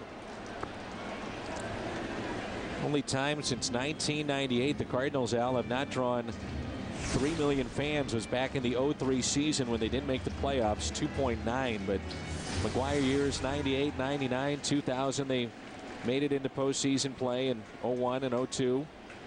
04, of course, the World Series year. That's foul. 05 NLCS. 06 World Champions. Last year they drew 3.5, and today the Cardinals once again over 3 million fans. And Dan, they before we went on the road trip, they were talking about they had already sold 3.4 million tickets. So another record-setting pace, and give these Cardinal fans a lot of credit, but I think they've been entertained by this version of Tony La Russa's team. This team plays hard. They've had some terrible losses in late innings, but team very resilient, and nobody can deny the effort they give you every day. 1-2 pitch to Ludwig. Cardinals, though, over the years have just had, especially with the Jocketty Molina regime and Tony La Russa, they've had that uncanny ability to find some of the diamonds in the rough, and this is one of them right here, Ryan Ludwig. 1-2 pitch again. They almost hit, I think it was 28 home runs for Detroit's AAA affiliate in 06. Didn't get, a September call-up. Became a minor league free agent. John Mozeliak was the one that brought him to Cardinal minor league system as a free agent. The 1-2 pitch. Got him. Ludwig strikes out for the 3rd time today. Chris Young, by the way, ends up with a complete game 2-hitter. The Padres win that ball game over Milwaukee 10-1. Gabe Kapler broke up a perfect game in the 8th. Here's Ricky Ankiel. He is single today, 1 for 2.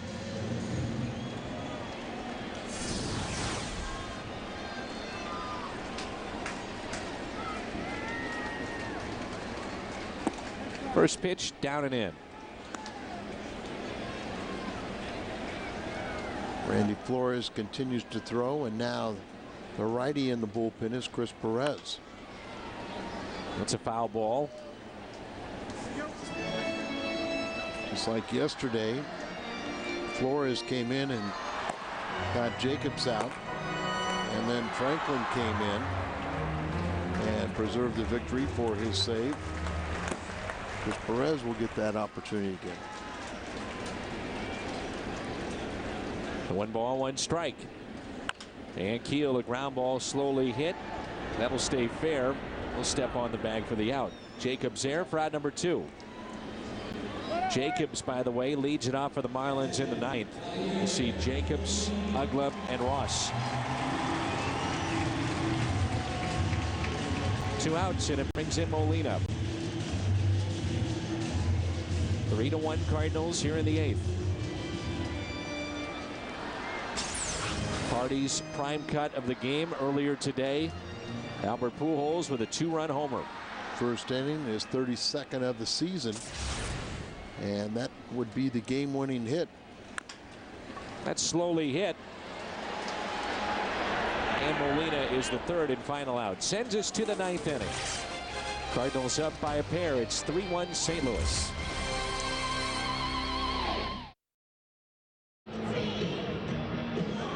Cardinals lead it 3-1 as we head to the ninth at Busch Stadium. Don't forget, coming up after this ball game on the post-game edition of U.S. Cellular Cardinals Live, Pat Paris and Rick Horton will break down today's outstanding effort by Adam Wainwright. We'll hear from Tony La Russa, and we'll go all access inside the Cardinals clubhouse for player reaction. It's all coming up after the game. For now, we send it back to Dan and Al. Gentlemen. All right, Jim, thanks. 3-1 in favor of the Cardinals. 33-year-old Randy Flores had one pitch in the ball game last night, recorded an out, one save in 3 opportunities this year. This will be his 40th appearance. And warming up behind him, it's been Chris Perez. So Flores is in to face Jacobs. And now you'll see the Marlins change up what they're doing. Is Wes Helms will be the pinch hitter for Jacobs, who has a home run today and also had homered against Chris Perez on Friday night. Still be one batter, we would assume, for Flores. Dave Duncan talked about Flores his previous time with the Cardinals before he was sent down, as far as just not finishing off his pitches, and they have seen a little bit better of Randy Flores since his recall as far as mechanics, delivery, those types of things. Remember, Randy had trouble throwing strikes before he was sent down, but you know, he's only thrown 24 innings here at the big league level. He threw 14 innings down in 12 appearances at the minor league level. And not to make excuse, but you can make the case that just not enough innings, or you know, when you're being that lefty specialist and facing one batter, you're just not getting that opportunity to kind of find your groove. 2-2 the count. The Cardinals, by the way, only 2 complete games this season. Well over 100 pitches was Wainwright today. And he had the first complete game against Houston here at Busch Stadium on April 26. And then Braden Looper at Cincinnati, a 3-hitter on June 11th. 3-2. I think the Marlins went nearly 2+ years before they got their first complete game. It might have been Johnson in a game at Atlanta. Big pitch here.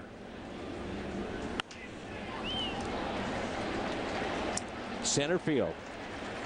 Ludwig. Big pitch, and he gets his man. And Tony already out of the dugout, and he's already signaled to Chris Perez to come in. So the Cardinals closer will come in to try to get the final 2 outs. Perez will trot in from the bullpen. Flores gets the first out here in the 9th, with the Cardinals up by the score of 3-1.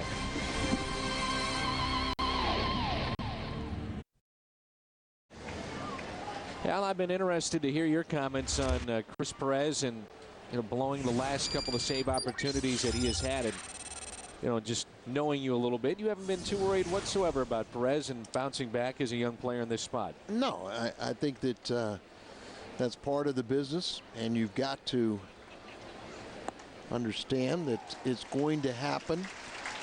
And when it does happen, you've got to face the media. You've got to act the same. You can't let it get to you. You still can't lose any confidence.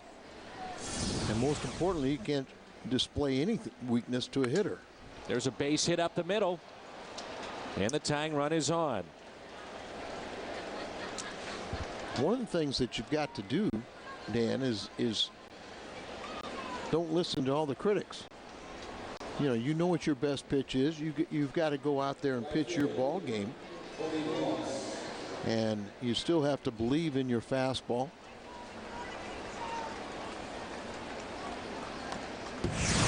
But it is true that, you know, with familiarity, that the opposition knows what you're going to throw and how you're going to throw it. There's the slider on that pitch. This is low and away to Cody Ross. Ross, the center fielder, has been called out on strikes. Back in the 2nd, he's grounded out to 3rd and singled in the 7th. Here's a 1-0 pitch. And, you know, he gave up the base hit on the slider. So it's like you can't all of a sudden worry and say, okay, I can't throw my fastball anymore. And if you're going to get beat on your best pitch.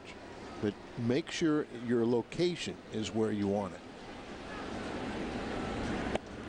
it. 2-1. Ross with 19 home runs. career high for Cody Ross in home runs. And as we said, this team is very dependent on the home run ball.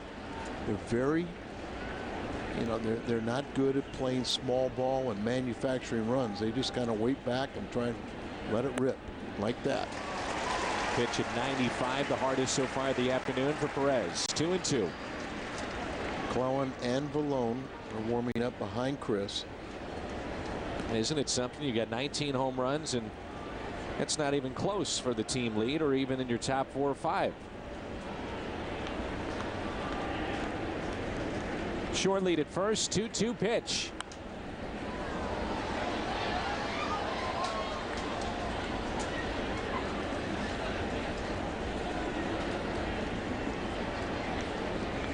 Kerry Wood gets a loss as the Reds beat the Cubs 4-3. The Reds scored 3 off of Wood in the bottom of the 9th. Oh boy. See, I wonder what that feels like. 2-2. Popped up. Is there a play? Pujols over near the seats, and it's out of play. Off one of the guide wires.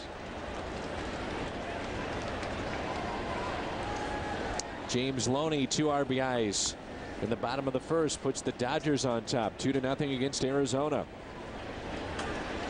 It's against Max Scherzer, the St. Louisan. Houston has a slim lead at Colorado, 3-2, batting in the 6th. But they're only a game behind the Cardinals. Here's a 2-2. He got him on the outside corner. Fell behind 2-0. And Perez comes back to get the strikeout. Budweiser, great player of the game. Budweiser, the great American lager. Cardinals starter Adam Wainwright, very good once again this afternoon, Al. He pitched a great ball game, going 8 innings, 6 hits. Only allowed the 1 home run to Jacobs, and Adam was in complete control. Usually when you pitch 7 like Wellemeyer yesterday, 8 like Wainwright today, everything falls in place for the bullpen. 2 outs, runner at first. Fly ball. Shallow right center, and the catch made, and the Cardinals win it 3-1. Perez gets the save. Wainwright the win, and the Cardinals take the series. The final 3-1. Pujols with number 32 set the tone early with that 2-run homer. 3-1 the final. U.S. Cellular Cardinals Live coming up. Well, that's more like it. The game is over. A Cardinal victory. Ricky Horton and I are standing by to break it all down on U.S. Cellular Cardinals Live. Rick, your thoughts? Adam Wainwright was perfect today, and I like the way the Cardinals bullpen closed it out. Chris Perez with a couple of big outs in the 9th inning. Yeah, it was nice to see. Much more on that coming up. Plus, as Rick mentioned, Adam Wainwright. Well, he's been rolling since coming off the disabled list, and he keeps it going against the Fighting Fish today. Plus, 10 years ago, Mark McGwire, Sammy Sosa captivating the nation. We'll celebrate the 10-year anniversary. We'll go inside the Cardinal clubhouse as well. Player reaction, Tony La Russa's thoughts. Happy birthday, Jason Isringhausen. We're saving the broadcast for Dan and Al next on U.S. Cellular Cardinals Live here on FSN Midwest.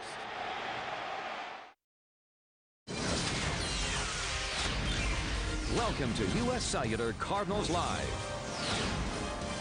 Adam Wainwright, truly the ace of the Cardinals staff. 4 excellent starts in a row, including this afternoon. 6 strikeouts over 8 innings in a Cardinals 3-1 victory over the Marlins. And Cardinal fans, well, after a very disappointing start to this 3-game weekend series Friday night, see their ball club win very fine games on Saturday evening and Sunday afternoon. A crowd of 46,045 head for the exits on a sunshiny day in downtown St. Louis. Hello, everybody. Welcome back inside Busch Stadium.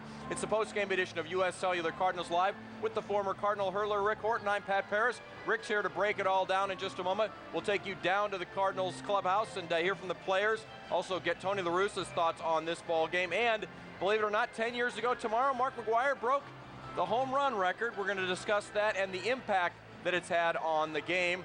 We also want to get you involved in this U.S. Cellular Cardinals Live program. It's U.S. Cellular text time, 37289, the number. Send us a text message question or comment about the Redbirds, Rick and I will answer those later on. Please include your first name, where you're texting from as well in that message. Standard text messaging rates do apply. First things first, though, it's back down to the field. Our Jim Hayes catching with the home run hero and our Mid-America Chevrolet Dealers player of the game. It's Albert Pujols. Jim? Albert Pujols, a 2-run homer to get the Cardinals started in this one. Getting back-to-back wins, it has to be big for you guys as you look to put something together.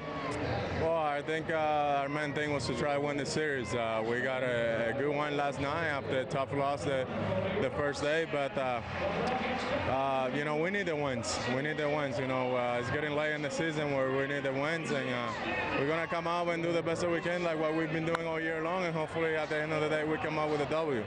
Adam Wainwright has been great since coming back from injury. He was outstanding today.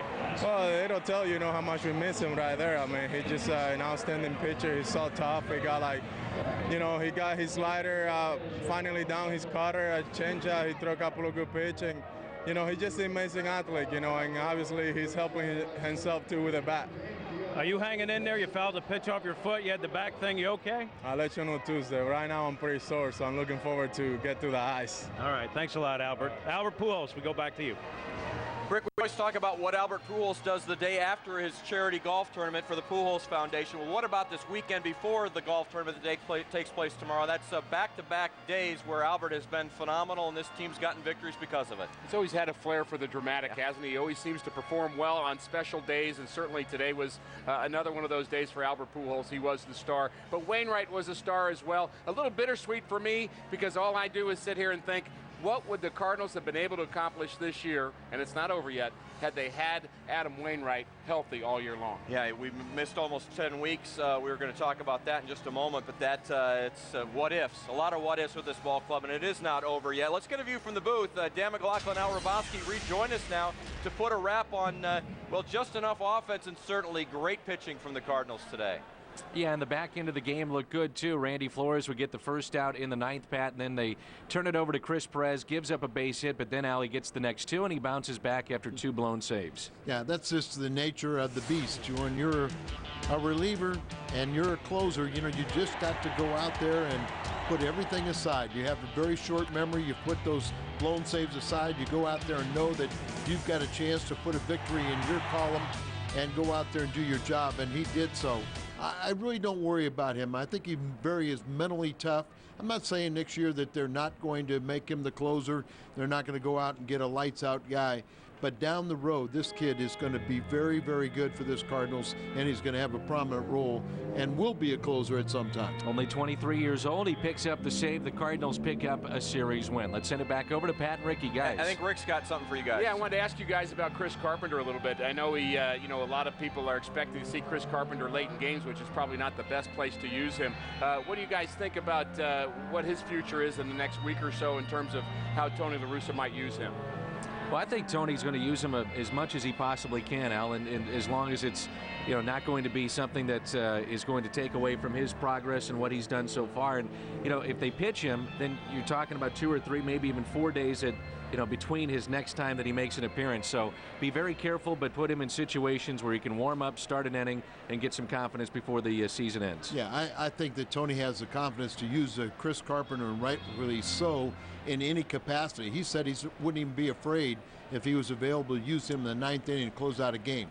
I don't think you're going to really see him come in if the team is blown out. That's maybe where you're going to see Josh Kenny. You're going to see some of these other guys. But, I mean, if there's a chance to win a ball game, Chris Carpenter is going to be considered. It was interesting, too, that Ricky the other day, even Tony La Russa said he thought about having him finish a game. So at some point, you know, down the next 3 weeks down that road, we're going to see Chris Carpenter a handful of times. All right, guys, thanks very much. Nice job today. We'll see you at the Pools Golf Tournament tomorrow. Let's get downstairs right now. Speaking of Tony La Russa, he's addressing the media. We'll take you there live. Was vintage Adam out on the hill today? I mean, this guy's pitched so well for us this year. I mean, it's really a shame for us and shame for him that he missed that. How long was he out there? He was out 2 months. 2 months. Because, I mean, you're talking about as good as anybody's pitching in this league. He already under 3, right? Really good. Under 2 since he's come back. Oh, that first half of the season counts. Yeah, well, I mean, it's even more impressive at 178, I think. Tony, what stands You described Chris Carpenter in an elite class of guys, and he's got the hardware to show for it. Where does Wainwright have to go to maybe ascend to that class? Well, I mean, one of the worst parts, you drop expectations on a guy, you know. But truth is truth. I mean, he's going about it like he wants to be as good as he can be, and he has a number of pitches. He's competitive. He gave the home run. You saw him. He was upset, and that's the only run he gave up. And they have a very dangerous lineup. So, I mean, it's just experience and staying healthy. But he does have the ability to make a pitch. I mean, he demonstrated that as a reliever, and he's done that now as a starter for 2 years. And a lot of these situations, you can't help but get guys on base. You got to make a pitch, and he makes pitches. I know he was over 100 pitches. Did you consider letting him go after him tonight? Well, he's like 111 or 12. I mean, actually, Dave and I talked about that. The only thing is, you know, he's not getting back in the dugout without 120, 25. It's his fourth or fifth start. If something happens to him, I might as well just, I mean, I'll never manage again. They may never want me to manage again with that. I don't think you can run the risk. If we sent him out in the 8th, we'd push him in the 8th. And that's enough. I don't know how much you think about this, but before the game among ourselves, we see it's Buddy Walk Day, and we say, oh, Albert's going to hit one today. Well, I noticed that. He's amazing. He's amazing. Those kids inspire him. Wish he would have hit one more and take a little drama out of that 9th. No, it's amazing. We all said it as soon as we knew that was the day. I mean, Albert he's inspired by them. And he should be. Bobblehead, too. So, I mean, it's got two things. I think it was more the kids. Definitely more the kids. Phelps has got 3 pinch hits and 6 at-bats. Is that making a statement for him now and perhaps in the future for this club? Yeah. No, I mean, he did that last year at Pittsburgh. I mean, that's definitely a skill. And I mean, he's working hard to play something besides first base because that's not open. It's not a big position in our place. It's open, hopefully. But no, he takes great at-bats as a pinch hitter. And that was a huge extra run. Tony Blossom didn't play today, but Lopez made that play over there to start the game. Where did that one rank compared to someone else, Troy, or anyone else has made? Well, Troy said he'd been standing in front of it. That was the one. No, he said I wouldn't even come close to it. But I'll think about when it happens, right? First inning, first play. Ramirez on second or third, probably going to score. That's huge. He's hitting like over 6%. Is he giving you more than you expected? He's playing like he did his All-Star year. He's got a lot of talent. He's a tough out from both sides of the plate. He's got versatility. So we'll see. Big deal for Perez to get back on the horse like that? Well, I think it probably is a bigger deal for us to get 3 outs in the 9th and come in. But I think, especially, I was really pleased he got the leadoff single. And, I mean, I've seen guys. I mean, I've seen veterans all of a sudden. Here he goes again, and he collected himself and got two tough outs. Both guys get the ball in the park. Did you play it, start with Flores so that he would only have to get? Do you want to minimize the risk for him today? Well, yeah. I mean, Jacobs has been really tough on us. If they want Jacobs to face left-hander, but we have left-hand relief, so let them go to the pinch hitter. Franklin was up just in case. No, Franklin was up. McClellan was up. McClellan was up in the. Actually, if he'd have lost Willingham, I'd have brought in McClellan against Baker. Do you see doing that here for a while, or at least for doing with the September rosters expanding a little more matchup stuff to? No, I mean we could use. It would be great to be able to use Chris and Jason in 6th, 7th, or 8th. That's the way it should work this year. So I mean I'm looking forward to giving Carp Chris that 9th inning. I'd like for it to be Carp. We'd have some fun then. He couldn't throw today? No, we'd just be careful with him. Tony, the Mets collapse last year kind of let everybody in the league know that no matter how many games back you are, how many to play, you're really never out of it until you're really mathematically out of it. Yeah. We just went through a 1-5 road trip. So you hear this cliche, but it's really, you got to take care of your own business. It makes no difference. I mean, we're not more excited because another team wins or loses, or we want to finish off our year, win as many as we can, and you see where you are. But right now, it's real simple. You got the first place team coming to town Tuesday. I'm glad we still got a claim that we're still in it.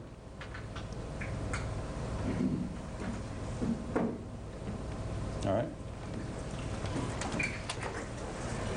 You give Lou directions on how to get here? From Tony La Russa, we go to the highlights of this one. First inning, Hanley Ramirez leading off. He rips it down the third base line, but Felipe Lopez robs him with a diving grab. Lopez giving Troy Gloss a day off and filling in nicely defensively to the bottom of the first, one-on-one out, and there's Albert Pujols deep to left center field and gone. Albert's 32nd homer of the season, and he now has 95 RBIs to go along with it. It's 2-0 Cards. Top of the second, Mike Jacobs leading off. He launches it to right center. It's a solo shot of Adam Wainwright, Jacobs' 30th of the year, and it's cut to 2-1 as the lead. But to the fifth we go, and Adam Wainwright really looking good. After giving up that solo home run, he gets Josh Willingham swinging. Then pitcher Josh Johnson, too low on that one. Wainwright 6 Ks, just 1 run allowed over 8 innings. In the 7th, the Cardinals get a much-needed insurance run. Pinch hitter Josh Phelps comes through with a 2-out single to right. Aaron Miles, who just tripled, scores. 3-1 Redbirds.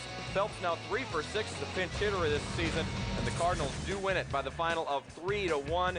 It's Adam Wainwright picking up the victory, improves to 9-3, lowering his ERA to 2.85. They had Josh Johnson, just his first loss of the season. He falls to 4-1. He's been outstanding, just like Wainwright after coming off the disabled list a few weeks ago.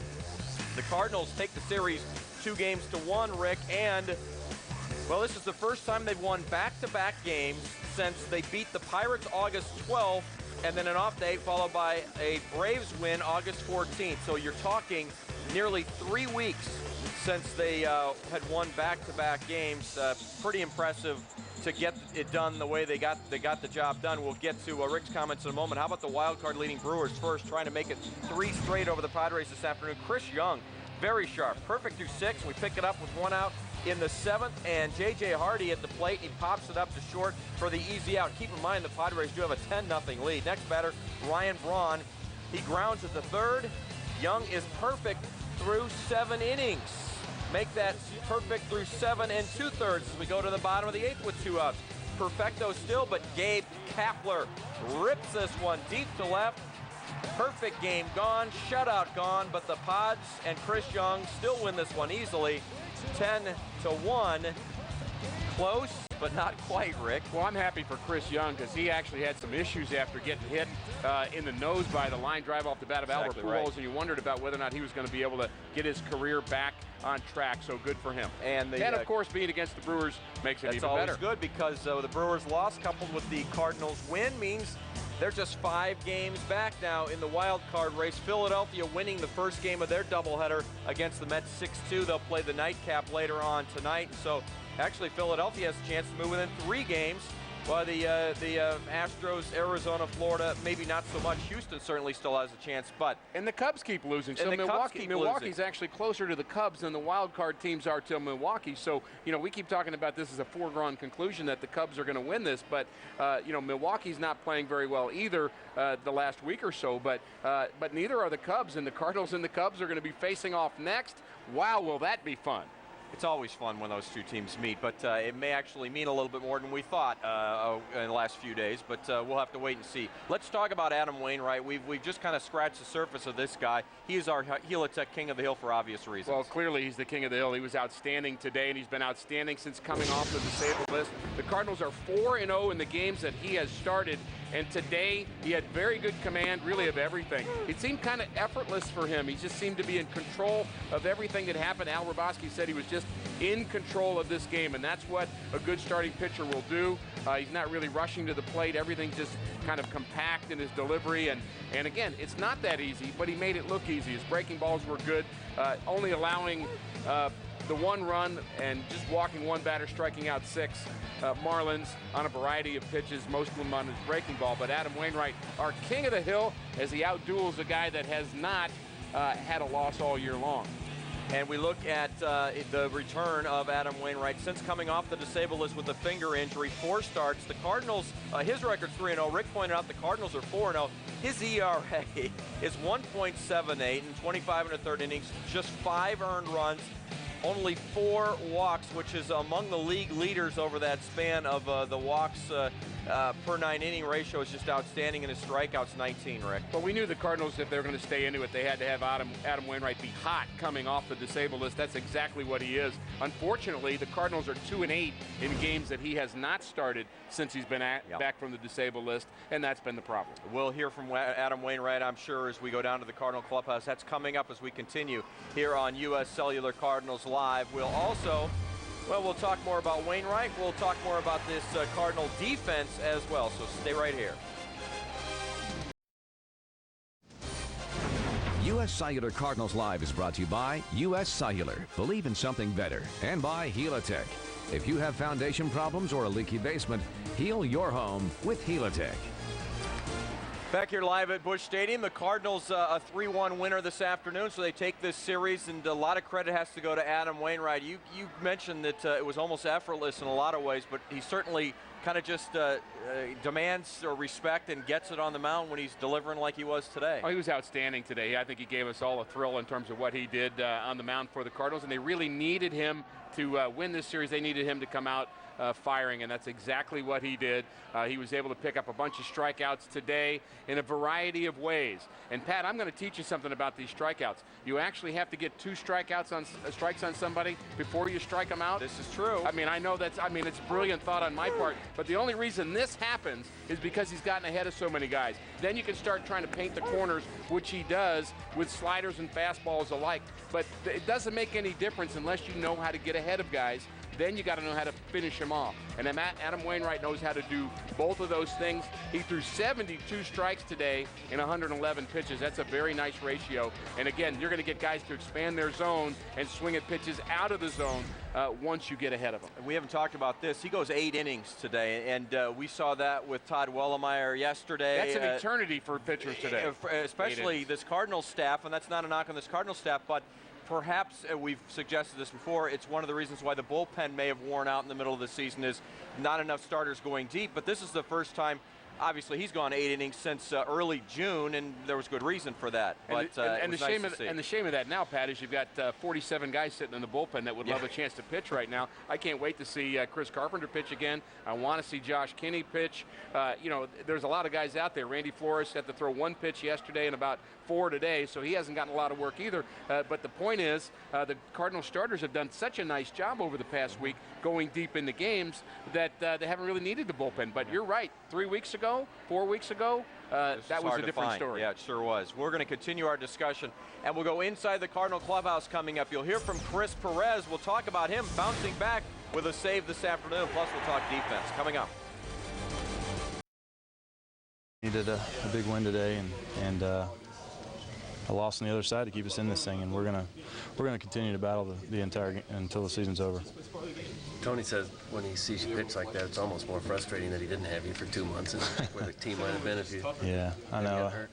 Well, the staff did awesome when I wasn't here, but I would have loved to have been here the whole time to see what could have turned out. But this thing's not over yet, so we got another month to prove that we belong here and that we can sneak into these playoffs. And I think if we get in the playoffs, we're going to be a dangerous team. Since you've come back, what's the key to being able to come back and get on the ground running? Well, I think not trying to do too much with each individual pitch. Just make the pitch that you're trying to make one at a time. And you know, if I'm out there going and I'm trying to throw a fastball down and away, I need to think about that pitch rather than, all right, what am I going to do after that pitch? So it's executing one pitch at a time, and that's just what I've been trying to do. Did you have any interest in going out there? Did you do anything? Well, you always have interest in going out there for the ninth, but I knew my spot was coming up in the order. And I'm sure Tony feels very confident in this bullpen. He wants to get them back out there and get them on a positive note. So, no, I didn't lobby at all. I was happy that I came out with a lead and gave our team a chance to win.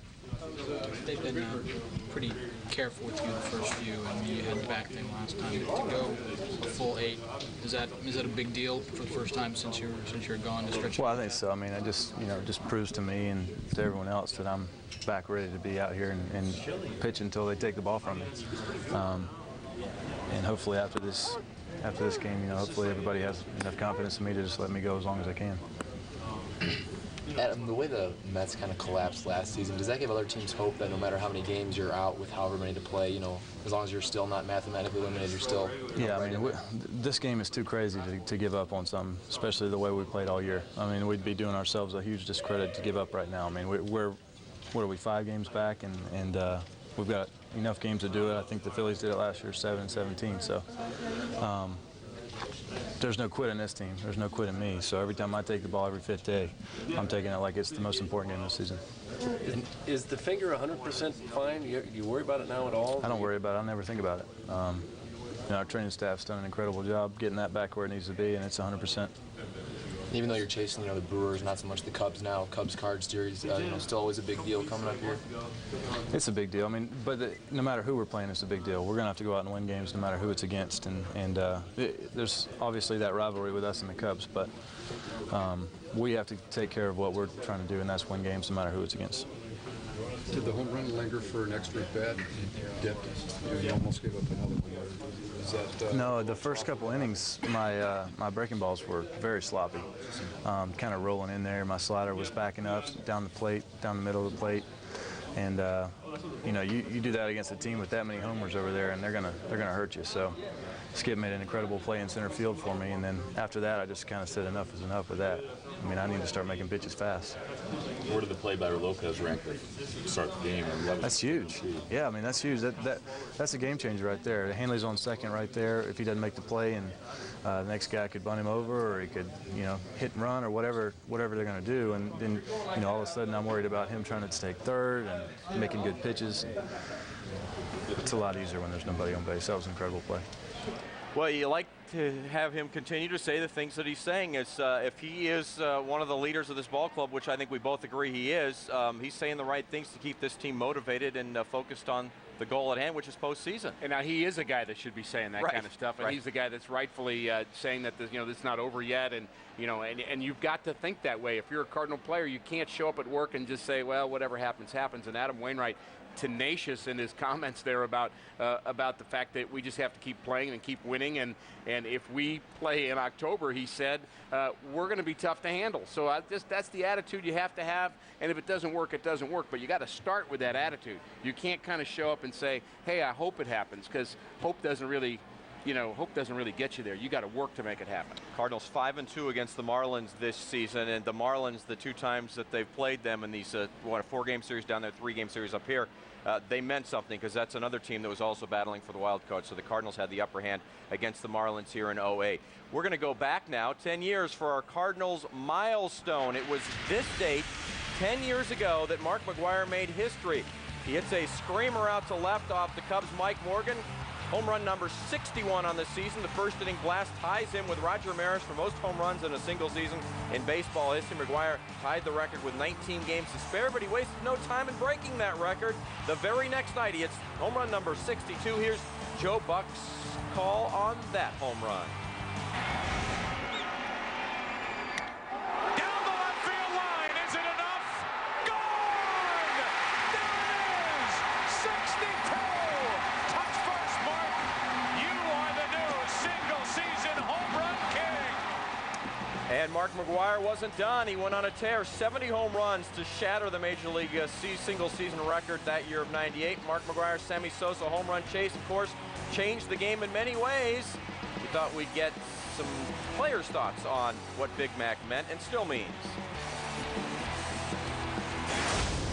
I still have it on video. I was in high school, and I still have it on video. And my mom, I mean, he was my favorite player growing up. It's kind of surreal hitting with him in the off season, but yeah, I still have the tape and everything at home.